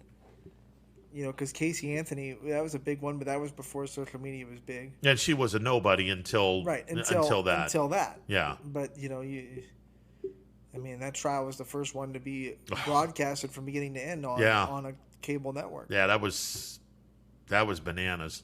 The whole thing was just it was crazy. I remembered doing a morning show on the first sports station, and I had said from the get-go he was going to be found innocent. And maybe it was just the fact, okay, you grew up, you loved O.J. Simpson, the football player, and I had a hard time separating O.J. Simpson, the football player, from O.J. Simpson, the guy who could have very easily committed double murder. So I was just like, well, the guy's going to he's never going to get found guilty. That's not going to happen. And everyone's like, oh, you're crazy. He's going to they're going to throw the book at him. I said, no, they're not. I said, you watch. He's going to get found innocent because he's O.J. Simpson. And the year before was the Rodney King thing that went down that all kinds of riots broke out in Southern California. And my argument was if O.J. was found guilty, L.A. would have really rioted some more. So I to this day, I believe O.J. Simpson was found innocent to save Los Angeles from potentially being destroyed by rioters. Maybe that's maybe that's one of those conspiracy theories. And just for our listeners watching, if you are not hooked up with the 21 Storm Tracker app and you are in Mahoning County, there is a severe thunderstorm warning in Mahoning County from 12:43, which is about an hour ago, and it's going until 2:30. So stay safe out there. I would say there is a pretty good reason why, because I'm looking at radar right now, and there's some pretty ugly colors that are just coming into Mahoning and Trumbull and Columbiana County as well. You know where you can go to maintain updates and be safe, and that's the Storm Tracker 21. And by the way, can we address what Chris Sermonelli had to go through this weekend? He was doing the weather anchoring this weekend on Saturday during the tornado warning, in which they were on the air to let everyone know what was going on. Now, obviously, he was interrupting coverage, or the television station was interrupting coverage of the United States Open, the golf tournament. Okay. Can we please not have so much stupidity? It happens all the time. And I get it, but come on. I mean, first of all, you should probably have cable. So if you have cable, you go to the other NBC affiliate in Cleveland or Pittsburgh, depending on what cable system you have, and the problem is solved. But for people to sit back and actually threaten this guy's life on social media, are you kidding me? Because he interrupted golf? Are you kidding me? People are crazy. I just didn't understand that one at all. I mean, oh my gosh, that was crazy. You should see if he interrupted The Bachelor. Well, yeah. I mean, then the estrogen crowd would go absolutely nuts. I believe we have our boss on the line. Sir, how are you? I'm doing well, Ronald. How are you? I'm wonderful. I'm calling as I'm pulling away from Mill Creek Golf Course. They canceled the Junior Pro-Am today that I was taking part with our good friend Dana Ballish. And, of course, I think you just mentioned him, Chris Sermonelli, who we actually talked about before we teed off. about this weekend, and he's very cool about it. You know, he was frustrated, obviously, but listen, this weather came up out of nowhere. We woke up yesterday. Brian said that Brian Tolnar, of course, our golf guru, said it was going to be beautiful all day, and this just popped up out of nowhere. So this weather's crazy, and at the end of the day, as media professionals, listen, we're only delivering the news. We can't control the weather. We can't control the sports and things like that. We can just control the coverage. So I just thought it was funny you guys were talking about it as soon as I popped you in the car. Yeah, I was so taken aback by the number of people that just went off on Chris and went off on TV 21. Well, how dare you take the U.S. Open off the air? Well, I don't know. The reason why they are is because there could possibly be some dangerous weather that could affect, I don't know, a third of the viewing audience. I mean, it's not like they're doing this just for shits and giggles, people. I mean, well, think about the other way. Think about it if they didn't cover and it hit. How many people would be pissed? Like, yeah, exactly. Really, really upset. Yeah, I'd rather be safe than sorry. Obviously, 21 does a great job of keeping things local and errs on the side of caution, which is something I can appreciate. So kudos to them. But I also wanted to shout out Mike Stenchak, who sponsored this tournament, this entire tournament this week. That's going to be hosted at Mill Creek. Brian and the whole crew, Stacy, they did a phenomenal job of keeping that course as ready as possible starting this morning. I think we all got through about, I want to say 7-8 holes before they finally pulled everybody off the course. But what a job. And Brian talked last week about how much money this brings into the Mahoning Valley.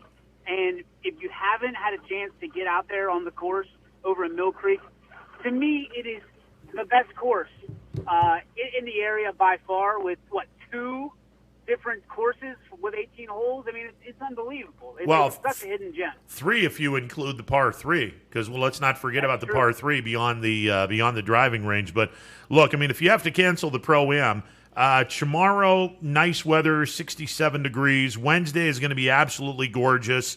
Thursday is going to be warm, but it's going to be sunny. Friday is going to be gorgeous as well. Saturday and Sunday, you might be a little iffy, but look, I mean, they're going to have plenty of opportunities to get this tournament underway. If the Pro-Am is the hiccup, but the tournament gets playing from start to finish, then I'll gladly take that. Absolutely. And we talked to Chris. Brian and I were standing by each other just kind of watching the rain come in. And it's pouring down now with thunder and lightning. So we're all happy they pulled us off the course, given the circumstance.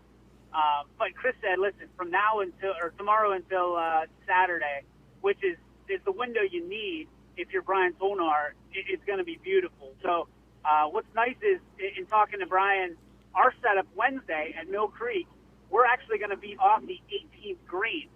So we'll be able to see people drilling their putts and getting interviews and stuff like that. So I'm excited for it. You know, they take great care of us at Mill Creek Golf Club, and I'm excited for that partnership as always. But I got to tell you, I feel for Brian today because he just wanted everybody out there having a good time, and this is a big event for everybody. And Mike Senchak, I was scared out of my mind, boys, because I'm not a good golfer by any stretch of the imagination. When they started this thing, each golfer took a picture and then also was announced into the tee box with a live audience. I've got no problem doing what we do in live circumstance. There was a little bit of pee that came out when I was in that tee box. I'm not going to lie. I hit it about 18 yards because I topped it. Dana hit a beauty right down the middle of the fairway. Dan Rivers did the same thing, and we had Anna Swan, who is, you're going to hear her name someday. She's going to be a young lady to keep your eyes on in the golf world. They hit beautiful shots, and I was the guy that dinked it off the tee box, and everybody, ooh. I was like, come on, man. One time. Oh, Lord, that's good. Well, listen, hopefully we don't get anybody drilling the 18th hole, hit it over the green, and drill us. on Wednesday. But that'll be a great location. Yeah, I'm excited for it. I know Brian is too. He's all amped up. He's like, this is going to be like the golf gym. And I said, we'll do what we can. I don't know if we'll live up to Scott Van Pelt, but I think that it's going to be cool for us. It's a great way to acknowledge the next generation of golfers, and it's a great way to partner with Mill Creek once again. Well, we've had enough practice with the Wii Golf Tournament to do the golf announcing. So I think that we can do our low voice golf announcing impersonations. I'm going to have to drag out an extra camera, I think, so we have a clean shot of the green, because I think that'd be kind of neat. Yeah, there you go. There you go. Well, all right, boys, hey, I just want to check in. Stay safe coming back home, because I'm looking at the radar. This frontal system coming through is Bode, where the really angry stuff is in Columbiana County, and it's just coming into the county right now. I'm on 11 driving back to Palestine, and let me tell you, boys, it is ugly. Visibility is low. So yeah. I can't wait to be back to HQ, and you guys hopefully stay safe on your way home. Absolutely. All right, DJ, always a pleasure, sir. See you, boys. All right. And yeah, that would be the reason why we couldn't get a hold of Ballish. There's a live weather report from DJ. Yeah. And we didn't have to... thanks for that on-the-spot report. Yeah, DJ. Thanks for that on-the-spot report, Les. In case you're just joining us, the Pinedale Shopping Mall has just been bombed with live turkeys. Film at 11. By the way, I mean, it's interesting you brought that up. One of the cast of characters from WKRP in Cincinnati passed away over the weekend. Herb Tarlick, the guy Frank Bonner is the guy that played salesperson Herb Tarlick with the loud suits. I don't think Herb was in that episode very much. I only saw the end of it. I haven't seen the whole episode. Oh, yeah, he wasn't. Because I watched the end of it right before Running Point on Thanksgiving. You watched the final 5 minutes or so. I couldn't compose myself for the start of the show. Yeah. Because Ron's like, you got to watch this, and he didn't tell me like it was going to be so funny that I'd be laughing for the next half an hour and holding in giggles for the whole first half an hour of our show. I'm glad we didn't have a guest on, because I would have been like, what do you think of... Still one of the funniest things I ever seen on TV. And hands down, the best Thanksgiving episode anyone's ever come up with.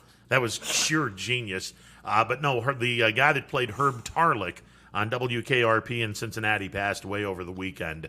And I think... There can't be too many cast members left. Oh, gosh. Arthur Carlson, the GM, is gone. Herb Tarlick is gone.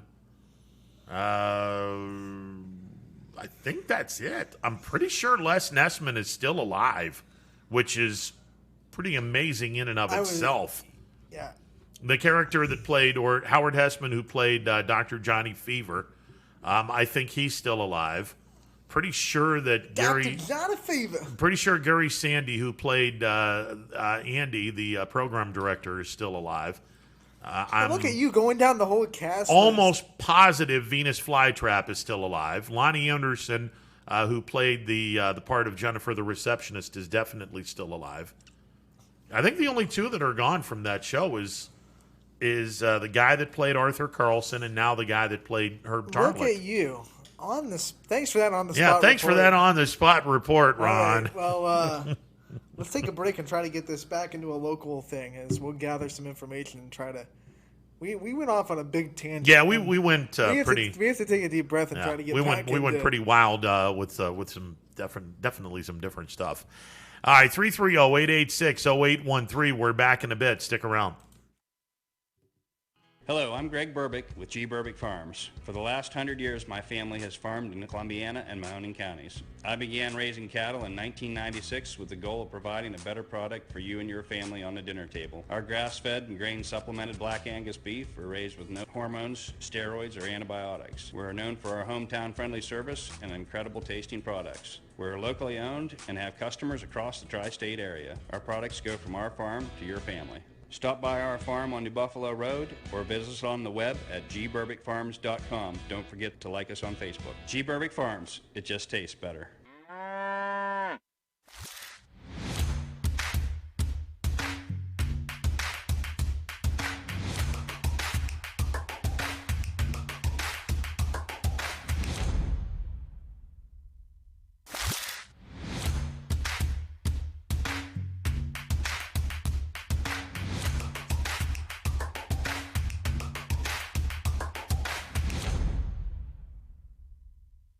this is Tommy Clem, owner of WRS Insurance Solutions.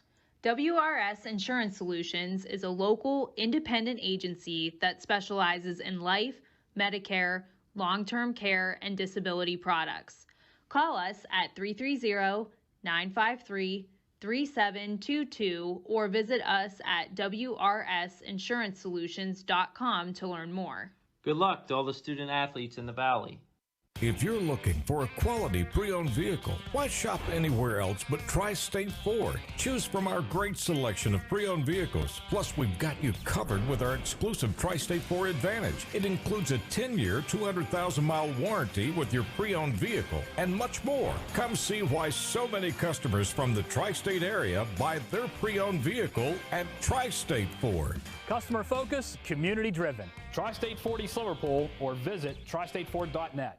No matter what the weather, be prepared with a reliable, efficient Rude gas furnace or air conditioner from MP Vivo Heating and Air Conditioning. Call your energy efficient expert MP Vivo today for a free estimate. Here at MP Vivo, we rely on Rude, and so should you. It's storm season. I think we're under the gun for some heavy storms over the next couple of hours. And Storm Tracker 21 is ready. This is probably the one we're keeping a closer eye on. On air. And locally, we're going to have a lot of eyes on our area. Online. All right, let's talk high-risk futurecast and the timing of this weather. On social media and on our app. Rain will come and go tomorrow. There'll be some dry intervals. Stay ready with Storm Tracker 21. The severe weather threat now through around sunset this evening. Myers Family Insurance knows the importance of a great team. Our team continues to grow to help you with your Medicare and retirement needs. The annual election period is October 15th through December 7th. Now's the time to make sure your plan continues to meet your needs for the upcoming year. Call today.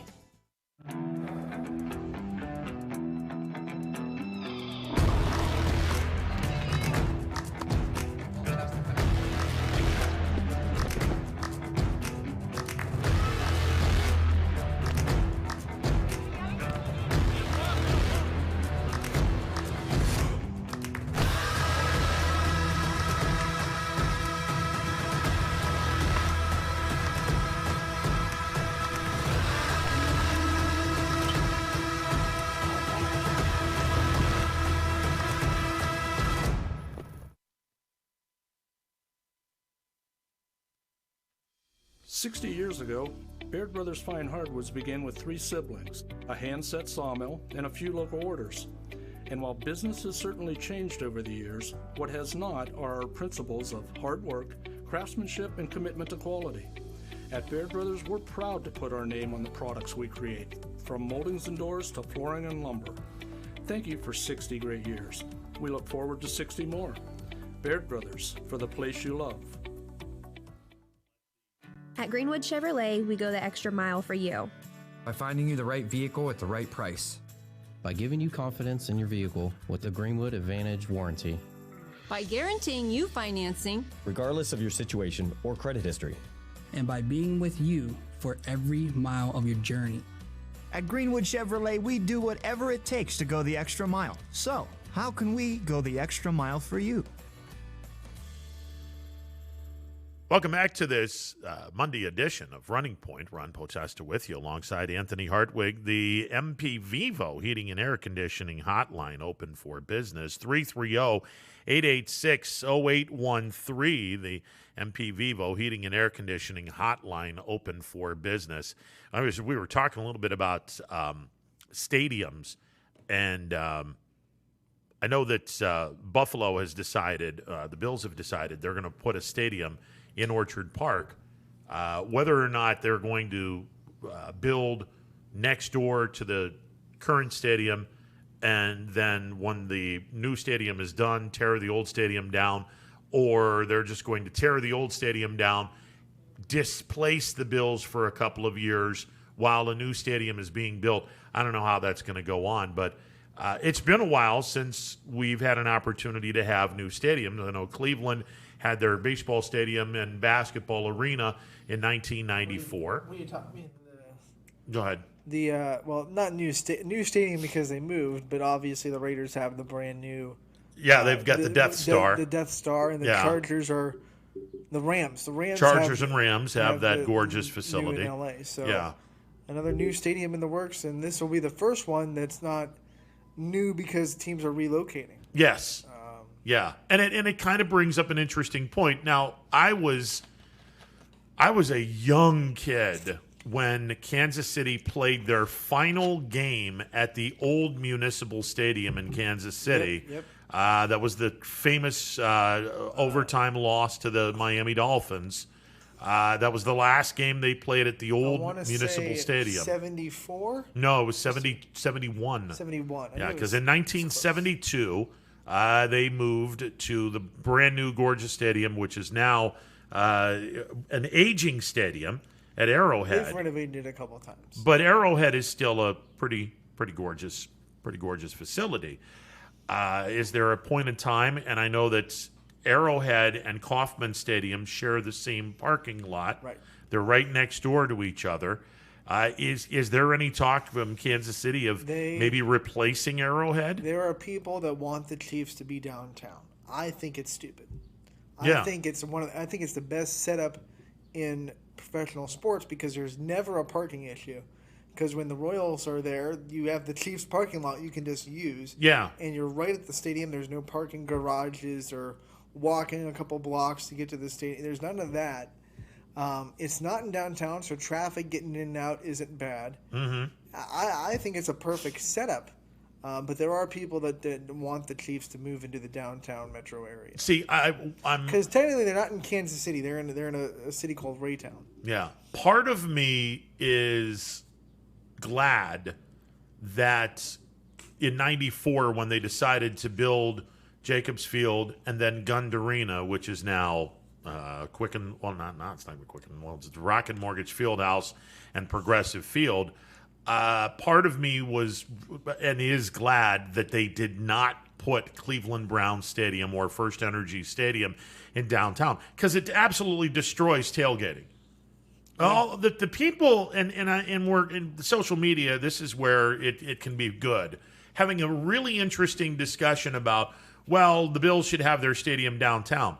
Get the hell out of here with that. You're tailgating, which makes the Bills so unique. The whole idea is it brings new life to downtown into the city. So the city of Kansas City is sitting there for like. What the heck? We're Kansas City Chiefs, but Kansas City's not getting anything from the Chiefs because they're not in Kansas City. But your tailgating would go to hell in a handbasket if you put the stadium downtown because there's no area for you to tailgate. The Browns left the stadium where the old stadium used to be. That's the perfect location because you have plenty of spots in the municipal parking lot as well as other areas to do some serious tailgating in Cleveland. I'm sure the city of Buffalo, like the mayor of Buffalo or whatever, is probably sitting there like, same thing as Kansas City, thinking, what the heck? It's the Buffalo Bills, and the actual city of Buffalo is not getting much of a boost from the Buffalo Bills. It's like, what would you? So I think that's where the pressure to move these teams downtown comes from. I think the trade-off is, you're like, for Buffalo, how far are they from downtown Buffalo? About 15 miles. Yeah, so Kansas City, same thing. It's like a 10-minute drive.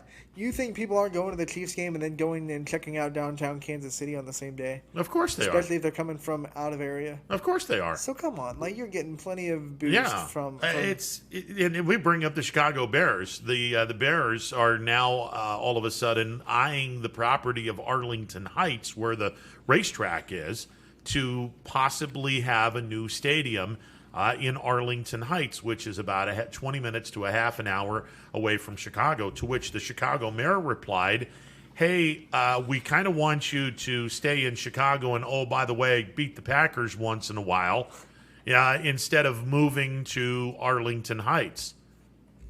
Okay, but if you go to Arlington Heights, the Bears are going to have a really nice time tailgating. I've been to Chicago. I've seen where Soldier Field is. Your tailgating is next to impossible because it's in downtown. Here's the other thing about downtown. It's going to cost the taxpayers of your city a lot more money to build the stadium downtown. Absolutely it is. It is to renovate a stadium out of downtown. And yeah, that would be a lot of rain coming down. That is the sound of an awful lot of rain. I just feel like we entered a Garth Brooks intro. Thunder rolls. I just heard thunder and rain. Creep over. And I just saw the radar. Yeah, we're getting the worst of the worst right now. This isn't fun. You scared me with the door. Yeah, we're getting the worst of the worst in rain wise. Yeah, I kind of thought that was going to be the case. Severe thunderstorm warning. Thanks. At least we're not getting a tornado warning. Yeah, so the severe thunderstorm warning. Actually, we'd probably be safe in this studio. There's no windows in this studio. This is probably a pretty legitimate place to be if a tornado were going to... I'm not sure the structure is great, but there are no windows, and that's where they tell you to avoid the windows. Yeah. At least, so. Yeah.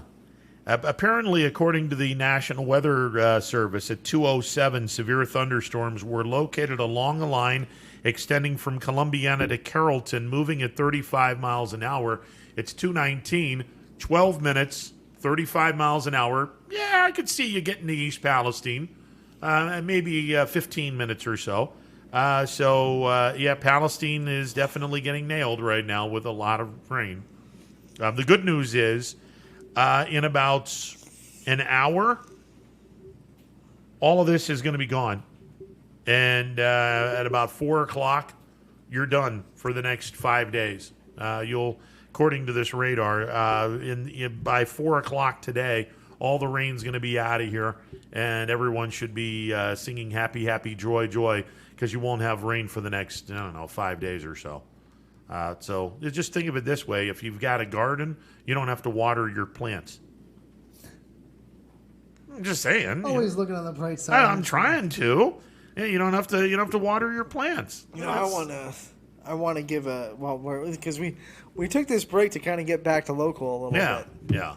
Want to give a shout out to McDonald grad Megan Ward, who was on the softball team at McDonald, one of the class of 2020 people that lost her senior season, went to play for Dayton, had an incredible freshman season for Dayton, was on the all-tournament team for the A-10 tournament, and is now continuing her softball and academic career at Illinois in the Big Ten for the Illini. So big things, great step up for Megan. I really wish we could have seen what she was going to do with Bree Callow, an experienced Bree Callow in her senior season. Kind of got one of the great athletes we got robbed of seeing a senior season for. But that's now 2 local products on the Illinois roster, with Hattie Jarvis coming from Matthews, transferring from YSU to Illinois, and now getting Megan Ward there from Dayton. See, this is the bad part of having the transfer portal open.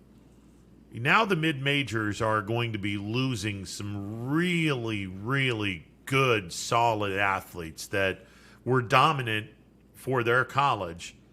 And those, and I'm not going to blame the athletes because, they're taking advantage of the open portal. You can transfer one time. They get to pick up some people that are good in their level, just weren't good enough to maybe start at like a Kentucky or a Alabama or whatever. They've been sitting and they don't see a future, so they go down a peg to a Dayton or a YSU. So it can work both sure, ways. And they're also going to be picking up some kids from D2 that were completely dominant. And wait a second, I have a pretty good game. Maybe I'm not good enough to go to a Power 5 conference, but I'm good enough to go to a mid-major, so I'm going to go to X school. Which, there's advantages, there's disadvantages, but you look at it, if you're a Dayton softball fan, one of your better players just left to go to Illinois. Now, After it sucks for season. Yeah, and it sucks for the program. What this young lady is doing, much like what Obieiser has done at Youngstown State. Nneka Obieiser had a phenomenal freshman year for the YSU basketball program, and because of the transfer portal being wide open, she has taken her talents to UNLV, where she'll play for the Running Rebels. It's a step up, and I'm not going to blame her, but it's one of the things where I'm not so sure that I am completely embracing the open portal for reasons of, hey, you're going to lose a lot of really, really good-looking players because of the open portal transfer law. Yeah, and But the good thing is now the Big Ten has a lot of local representatives in it. I mean, you got Allison Smith doing her thing at Ohio State. You got Eddie Jarvis from Matthews being in Illinois, and now you have Megan Ward from McDonald also in Illinois. And I would wonder how many McDonald athletes have made it to a Power 5 school. Yeah. Or how many Matthews athletes, for that matter. Sure. Got to be prestigious. Yeah. By the way, have you ever been to the Illinois campus? I have not. Oh, my God, is that campus gorgeous. It's spread out, but it is absolutely gorgeous. When I lived in Springfield, I lived about an hour outside of Champaign-Urbana. That campus is just magnificent. And like I said, it's spread out. And in the wintertime, it can be a real pain in the backside.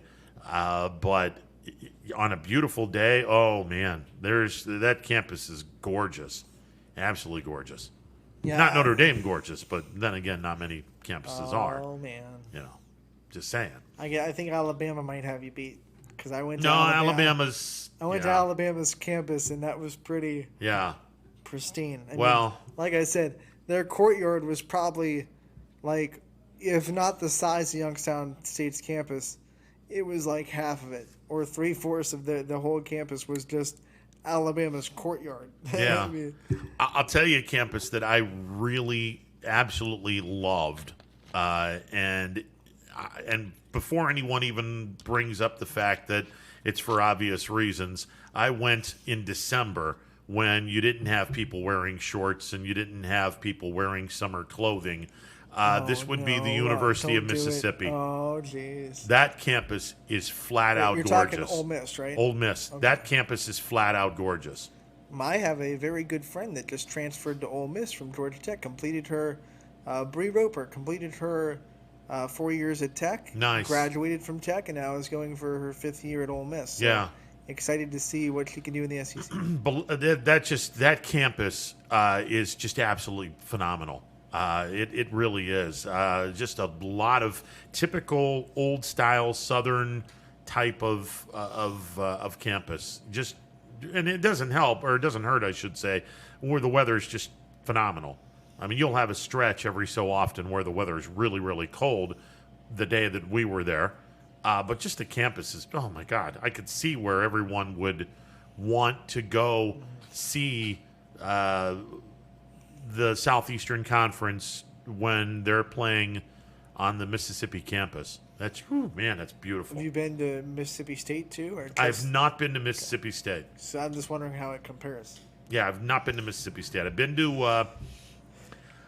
been to Florida State campus, been to Notre Dame, Ohio State, Penn State, Michigan State, and that's another beautiful campus.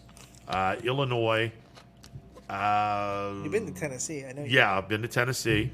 Now, I unfortunately went when there was a lot of construction, so I didn't really get to see. Yeah, and there's always construction. Yeah, there's always construction out there. I was told there's always construction. Well, the construction is orange, and that's taken from Knoxville. So, that's no truth to the rumor. That's where Knoxville got their colors from. But yeah, there's always construction out there. But UT campus is beautiful. It really is. I don't think there's really a bad campus in the Southeastern Conference. Well, I'll tell you, like, LSU would I've been to Texas A&M, Kentucky, Tennessee, LSU, and Alabama. Those are the SEC campuses I've been to. I would say LSU is the bottom of the ones I've been to. Okay. Just because, one, Baton Rouge is not exactly a great city to go to.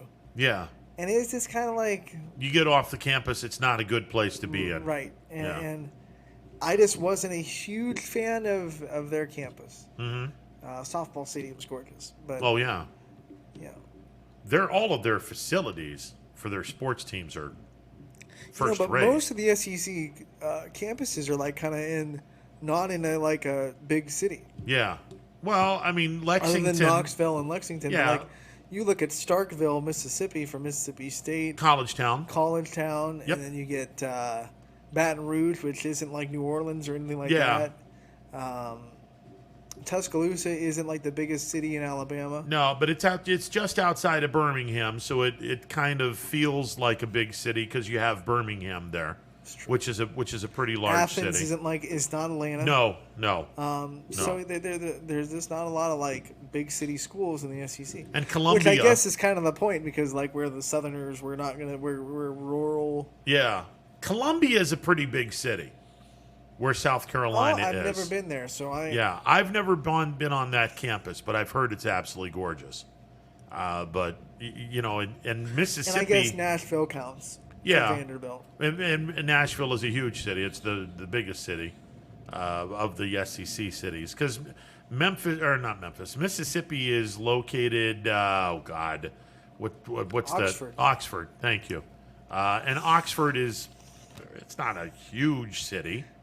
And then, like, I don't know, I've never been to Florida, but Gainesville is not exactly like a metro city, I would imagine. Yeah, Gainesville is in the middle of the state, which automatically turns me off because it just any city that's in the middle of the state, I have no use for that. Any of those cities. There go our Columbus listeners. Well, no, I mean in Florida. Okay. I mean in Florida. Any city that's in Florida that's in the middle of the state, I have no use for that city. Orlando's gone? Yeah, Orlando's gone. You don't want to go to Disney World? I mean, if it's there, Orlando works because you have Disney World, you have Universal, you have Epcot, you have the whole 9 yards. But the other cities, Lakeland. I've been to Lakeland when I was in the Florida State League. No, thank you. No offense to Tiger fans, but Lakeland's in the middle of the state. Unless you're on the west or east coast of Florida, I don't want anything to do with Florida, middle of the state. And another like Starkville, Arkansas, not. Little Rock. No, they're not in Little Rock though. Yeah, they're in. They're in Starkville, right? No. They're in. Starkville is Mississippi State. That's Mississippi State. Oh God, what's the name of the town? Fayetteville, Arkansas. Yeah, it's not a large city. And then you go to Missouri now, and Columbia is not exactly the biggest city. I mean, in it's the Missouri. state capital. No, it's not. No, Jefferson City. Jefferson is. Yeah, you're right. You're right. I better know the state capital. Yeah, well, that's true. That's true. And then, like, to College Station, it's a little bit outside of Houston, but it's really not a metro area. So a lot of the schools in the SEC. College towns. Yeah. They're great college towns. Absolutely. I mean, and there's only a couple of cities in the SEC that have legitimate, large cities. Nashville is one of them. But Nashville, Knoxville, Lexington. But nobody really pays attention to Vanderbilt. Maybe in Tennessee. Maybe Tuscaloosa. Yeah. I mean, it's... In Tennessee, it's all about Knoxville, the team to the east. I mean, I lived an hour outside of Memphis. They might be the Cowboys of college football too, because Tennessee's a dumpster fire right now. Well, yeah. Even though they're historic and they're branded and they recruit like crazy, they get all their good recruits, but you look at them on the football field and you're going. Well, Tennessee is a team that used to. Okay, give me an NFL team that won a championship. You know who Tennessee is? The New York Jets. They won a championship, but more often than not, they're kind of hot mess. Every so often, they win some. They'll compete in the SEC and they'll win an East championship. Get smoked in the SEC title game. They're kind of like the New York Jets. They're kind of a hot mess. They have won something. They've won something, but they ride that. Yeah, they're the Cincinnati Bengals. Sounds like Georgia. Oh wow! I mean, but Georgia's. We've already established that Georgia is like the what Pittsburgh. Is that who we? Yeah, I think. Well, no, you can't even say we Pittsburgh. Put them in Pittsburgh, didn't we? No, I think it's the Browns. No, we gave the Browns like UCF. And Northwestern. You said Northwestern. Northwestern, yeah. I think UCF is more because UCF went undefeated and they were like, we're the national champions. Yeah, but the Browns have never been that good. And the Browns, were this close to beating the Chiefs, and all of a sudden they're like, well, we're the Super Bowl champions because the Chiefs lost.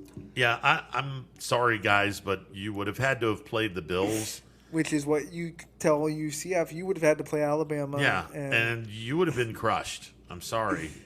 And that's why I say the Browns are UCF. And interestingly enough, when I said, and you don't want to really get into an argument on social media, especially if you're going up against a whole fan base. You love it. But I had to make the point. Every Facebook post is like Ron Patessa poking at somebody. Well, this is true.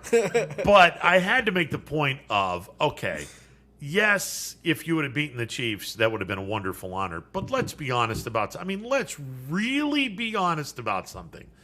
The Browns secondary last year was a hot mess, and the Bills were a top 3 passing team. That game would not have gone very well for Cleveland. Buffalo would have murdered them in their sleep. You would have been done by the national anthem. You had that little of a chance to beat them. You don't know that because if the Browns play their game and play their ball control and keep the ball out of Josh Allen's hands, you just don't know. Well, from that perspective. And like if they have a good pass rush, which Buffalo did not have a good offensive line. Yeah, their offensive line wasn't bad. The Chiefs got to them like a that's true. They did get to them a little bit. If the Browns pass rush like the Chiefs did, it hides secondary problems. Yeah, but again, you just never know. I mean, I get it, Browns fans, because the Chiefs went in and destroyed Buffalo, and you almost beat them. Well, you beat them by 10 points. Was it 10 or 14? I feel like it was out of hand the whole time, and they scored a couple. I feel like we pretty much knew at halftime the Chiefs won that game. Yeah. But maybe I'm wrong. Yeah, it was. The Bills were up early in the second quarter. Kansas City scored like 10 points, and then it was kind of and then it went kind of south pretty quick in the third quarter. But here's the thing, Browns fans. You still lost to a backup quarterback. Like, Chad Henne ran 19 yards to beat you. Yeah. Look, I said Chad Henne. I said this last week. I think the Browns have improved themselves on paper. I think they've improved themselves dramatically. But the game of football is not played on paper. I've proved that in 2018. And I've already seen this act in 2018. It didn't turn out very well. So I want to see this team play solid ball. In 2018, they had nothing to go off of other than paper. Yeah. Now they have a successful season to go off of. They have do. a playoff win. They have a very competitive playoff game against Kansas City. They do. So now they have a lot more to back this statement up. But they do. It's still almost slow your roll. I want to see what they can do in the first game when they play Kansas City. If they shock the world and beat Kansas City, then I think there's going to be a lot of people wondering. I'm more interested in what they do after that Kansas City game, no matter which way that goes. Because if they beat Kansas City, that's great, but you still have 16 more games. You can't ride that Kansas City win. And if you lose to Kansas City, it can't be the thing that deflates you for the rest of the season because it's Kansas City. Yeah. So. And let me remind everyone, 1 win, 19 losses, and 1 tie on opening day in Browns history since coming back. Now you get the bad luck to go up against a back-to-back AFC champion. Well, yeah, it's... it'd be a great way to end the streak. Don't you dare... I'm just trying to be... trying to be impartial. Listen, I agree with that. Don't you dare. I agree with that. But, we talked about this last week. I think the most important game, other than their divisional games, is going to be week number 5 at Los Angeles when they play the Chargers. Who wants to make a road trip to Kansas City week 1? I think there's a lot of people that are willing to. If you don't mind taking a Chiefs fan with you, handicap seating is premium. Just saying. You're using a selling point that I think a lot of people would be like, oh, wait a second. If we bring this guy, we can get some primo seats. Anytime someone says, I want to go to Cedar Point, I just be like, hey, you know what? I can get you past the lines if you take me there with you. That's true. I get to bypass all the lines, and you get to watch everyone else waiting in line and be like, sucker. Yeah, that's true. By the way, here is the schedule after Kansas City for those wondering. Home to Houston. I think that's a reasonable assumption that they'll win, especially without Deshaun. I love my therapist or my massotherapist, Watson. He might be in Denver. Well, that's he also might be in jail. Neither here nor there. Flip a coin. Third game of the year against the Bears. Winnable game. Fourth game of the year at Minnesota. Okay. Kirk Cousins against Baker Mayfield. See, that's why that season can, if they don't respond to the Kansas City game well, whether they win or lose, Minnesota and Chicago are both teams that you can win but can also beat you. So, man, if they lose to Kansas City and then that hangover, and all of a sudden they're 1-3 because they lose to Chicago and Minnesota too, they're in trouble. Yeah. Same thing if they beat Kansas City, beat Houston, but then lose those 2 games because they're riding a 2-0 high, and they don't take those 2 games seriously. They're 2-2 now, and it's like. See, I think the Browns are 3-1 going into the Chargers game. They lose to the Chiefs, expected. They regroup. They beat the Texans. They beat the Bears. They find a way to get it done in Minnesota, and they're 3-1 going into the next 2 games, which I think is going to be really difficult. At Los Angeles against the Chargers, and a home game against a team that I think is going to be a whole lot better in the NFC West this year in the Arizona Cardinals. Okay. Here's what I want. Just Cleveland, just prove to me that you can compete in your own division. Well, yeah. Then we'll talk. Yeah, the whole, we're already writing off Pittsburgh. Please don't think that way. Beat them first. Well, beat them for the division first. Yes. Yeah. I don't care that you beat them in the playoff Just game. because you've beaten them 2 games in a row doesn't mean all of a sudden that they're no longer a factor. That's absurd because they're not going anywhere anytime soon, at least early in the year. And I'll be honest. I looked at the schedule and I was like, the Bills have to play the Steelers in week 1? Ah, crap. I wanted to see them later in the year. Week 12. I wanted to see them later in the year because, look, they got an aging quarterback. Well, the aging quarterback isn't going to be aged in week 1. Everyone's going to be not very many nicks and bruises on this team, an older team. They're going to be ready to go in week number 1. I wanted to see them play the Steelers toward the end of the year where they're an old team and they're going to be beaten up a little bit. It's going to be interesting to see because the roster decisions in the preseason are going to be expedited 1 a week. Because week 3 is usually the game where the starters get the most time. It's kind of like the practice game. You probably see your starters in for a half and some of them in for 3/4. And in the 4th game, some of your starters don't even start. The 4th game is all about evaluating your roster and cutting your now roster. They've cut it down to 3 exhibition games. Right, so now it's like, do you play the first game as you would play your first 2 and then play the second game like you would 3 and then 3 like you would 4?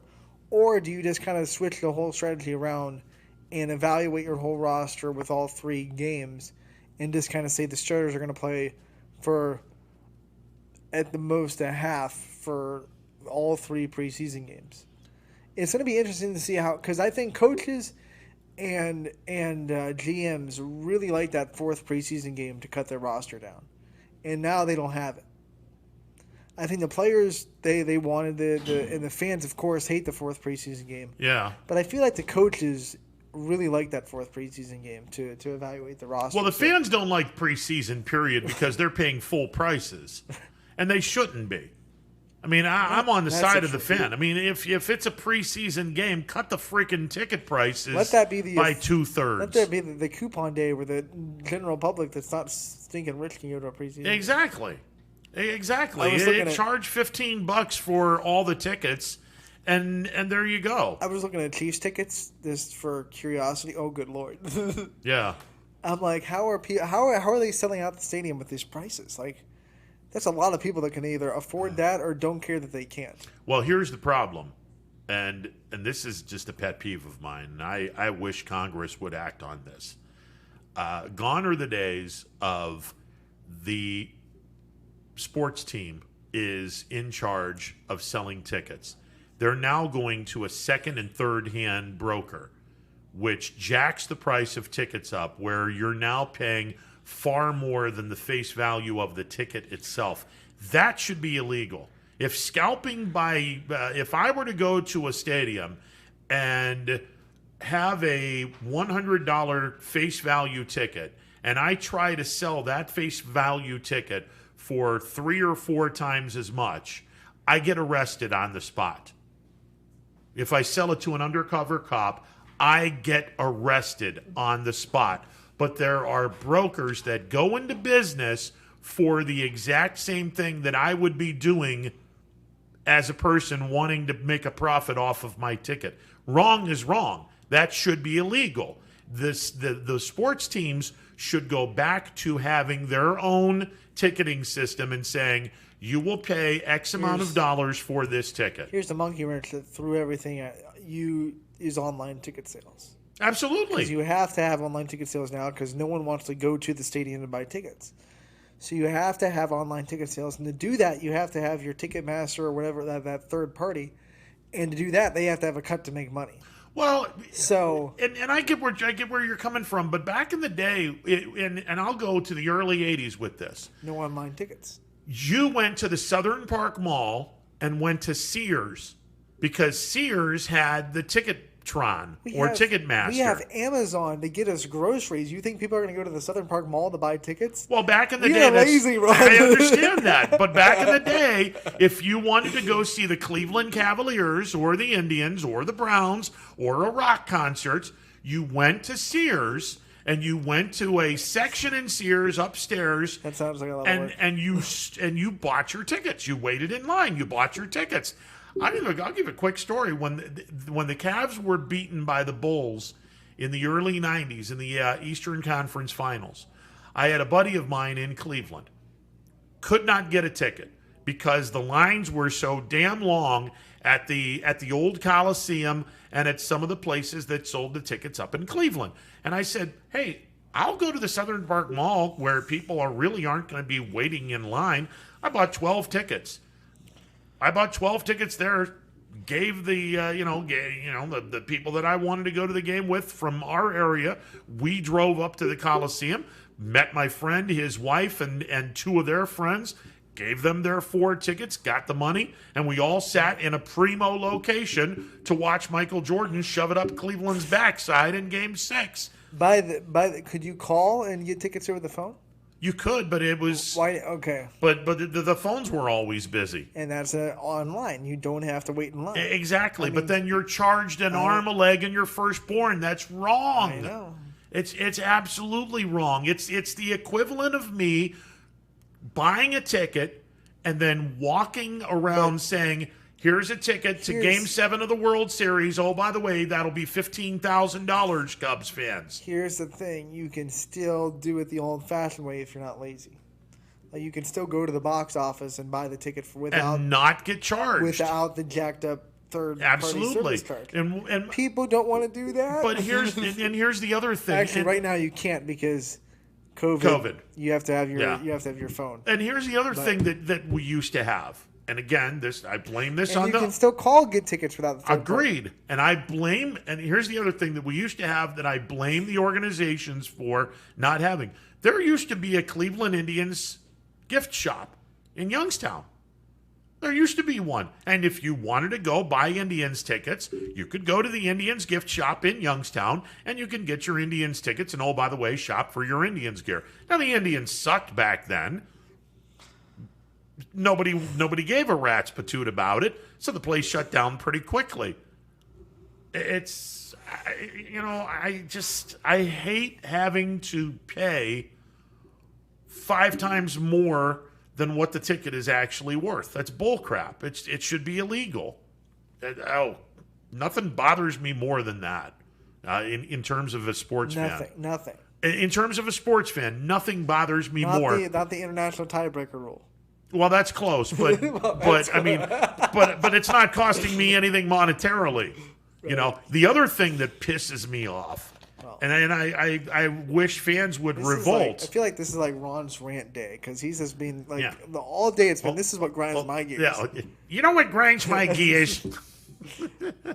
The teams that are now going on and saying, oh, well, the Yankees are in town, so we're going to charge 5 times as much for this ticket. Here's the other caveat. It's because there's going to be more people to come to the game. Like the Royals had a huge crowd for the Red Sox this weekend. Yeah. Because more people want to go watch the Red Sox because they're Red Sox fans or Yankees fans everywhere, or they want to see their team play the Yankees or play the Red Sox. So, because the team knows there's going to be a lot more demand, we learned it in economics. Supply and demand. Demand goes up, cost goes up. Yep. Oh, well, I paid $50 for this ticket to watch the Royals and the Indians. Well, that was the pity. That was the Royals. That was a pittance game. We're talking about the Yankees here. I'm going to charge you $300, Lavi, to watch the Yankees. This is why we hate the Yankees. Cost me too much damn money. This is why we hate the Yankees. Well, nothing else. I mean, it's not because they've won 1 million championships. It's because it cost me an arm, a leg, and the firstborn to watch the Yankees. Screw them. No, I just, oh God, nothing bothers me more as a fan. The MLB prices are high but manageable for people. Like, you can afford one night and not feel like you're breaking your bank. It's getting like I can go and in most games I can pay like $60 per seat to get, which isn't. I mean, it's expensive, but it's not something that like is gonna make me go on the streets for the next 2 months and hold up a sign that says "We'll work for food." Yeah. The NFL games though, my word, I'm looking at that like. Either a lot of people are well off enough to afford that, or a lot of people don't care and do it anyway. I think a lot of people don't care and do it anyway. You know, I mean, and look, if you have an old stadium, you don't have to worry about buying a seat license when you purchase a season ticket. Well, the new stadiums are going to come with that. With these sellout crowds, there's a lot of like corporation buys a whole section of tickets, of course. Absolutely. So it's not like everyone in that stadium has bought in their own individual ticket. Well, the individual tickets that I've seen for the Bills-Colts game in the upper deck at what is it? Highmark Stadium. I got to get it right. Blue Cross Blue Shield. Highmark Stadium. They want $70 for those tickets. Here's the. I brought up being handicapped as an advantage going to games before. Yeah. It's a disadvantage when you have to buy the bad seats that are not expensive up top, because the handicap seats are in the prime seating price range. Yeah. So no. Let me ask you, because I mean, you're obviously when you go to a Royals game, your mom and dad are not handicapped. Right. Where do they sit? Do they sit next to you? Every handicap section has a gap and then like 2 seats, and then a gap and then like 2 seats. So they sit in the 2 seats. You buy like 3 tickets, and you get the wheelchair is 1 ticket, and then the 2 seats accompanying is the next ticket. But the 2 seats that are next to the wheelchair, they're going to be a lot of money, right? I believe it's Kauffman Stadium. You got a wheelchair, 2 seats, and then a gap and a 2 seats. So usually we go with me, my mom, and then like an uncle and his kids.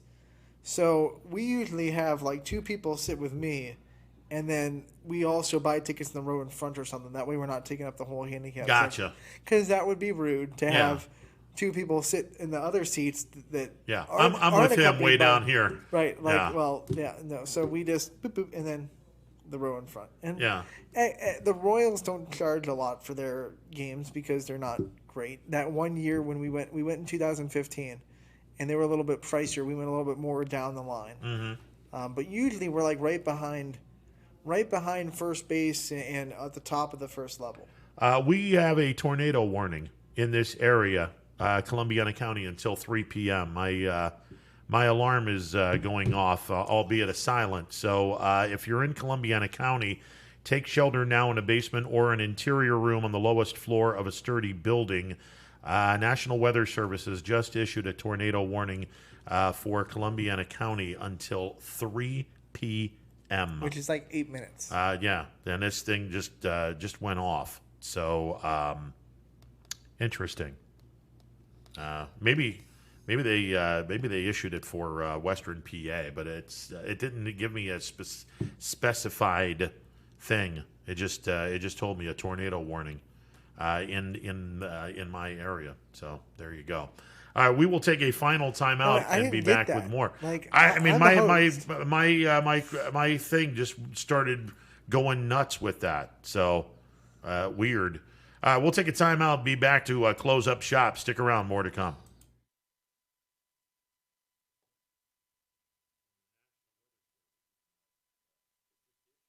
Hi everyone, this is DJ Yoakley with Your Sports Network. We appreciate your support of YSN and welcome you to the YSN family. Our broadcast streams are brought to you live at no cost to you by sponsors that are local to this community. Without the vision and generosity of our sponsors and partners, we would not be able to bring this game to you today. So please support the great businesses and leaders that are making this game possible. And if you're a business in need of great advertising and sponsorship opportunities, feel free to head over to our site for more information on the right fit for you. We are local, we are loyal, and we are live. We are YSN. News doesn't stop after the sun goes down. Sometimes you just have to hustle to get it. At 21 News, no matter how far it is, no matter what it takes to get there, we're working to bring you the best stories and the freshest content at 11 p.m. with the context and clarity that makes it worth staying up for, no matter what time it is.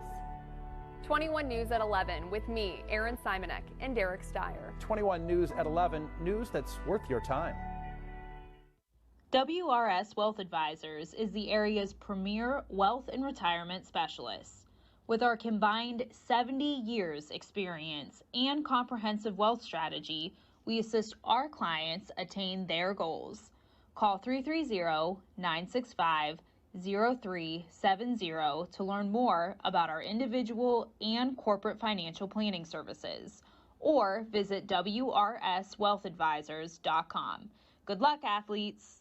Every customer has a story, whether it's buying a car for the first time, helping them get approved, or finding the perfect car for their budget. I'm proud that people trust me with their story. I'm Tracy, and I'm ready to go the extra mile for you, only at Greenwood Chevrolet.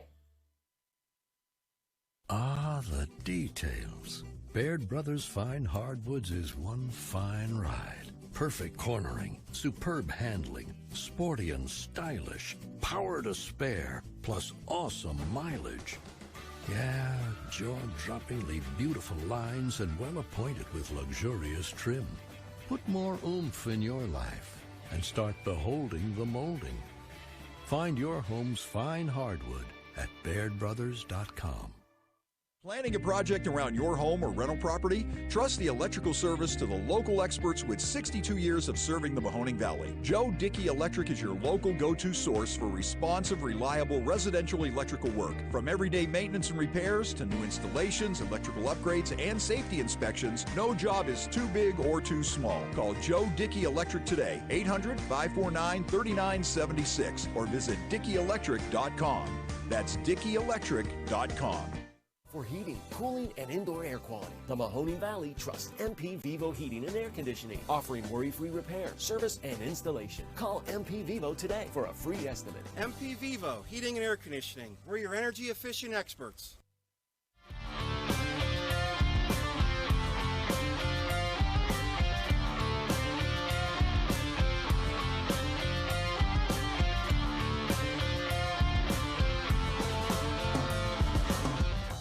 If you're looking for a new Ford vehicle, why shop anywhere else but Tri-State Ford? Choose from our great selection of new Ford models. Plus, we've got you covered with our exclusive Tri-State Ford Advantage. It includes a 10-year, 200,000-mile warranty with your new Ford. Come see why so many customers from the Tri-State area buy their new Ford at Tri-State Ford.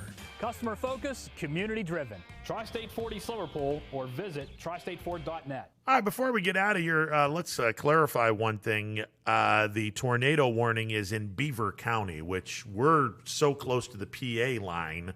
I guess that's why the phone went bananas, since we're so close to the PA line. But Beaver County, east central Beaver County in western PA has a tornado warning right now. So there you go. That is east of the Mahoning Valley, just into western Pennsylvania. For us, we're about a 5-iron from Pennsylvania, hence the reason why this thing went nuts. We certainly hope that Ron didn't pull an Orson Welles and cause there you go. panic on the radio. There you go.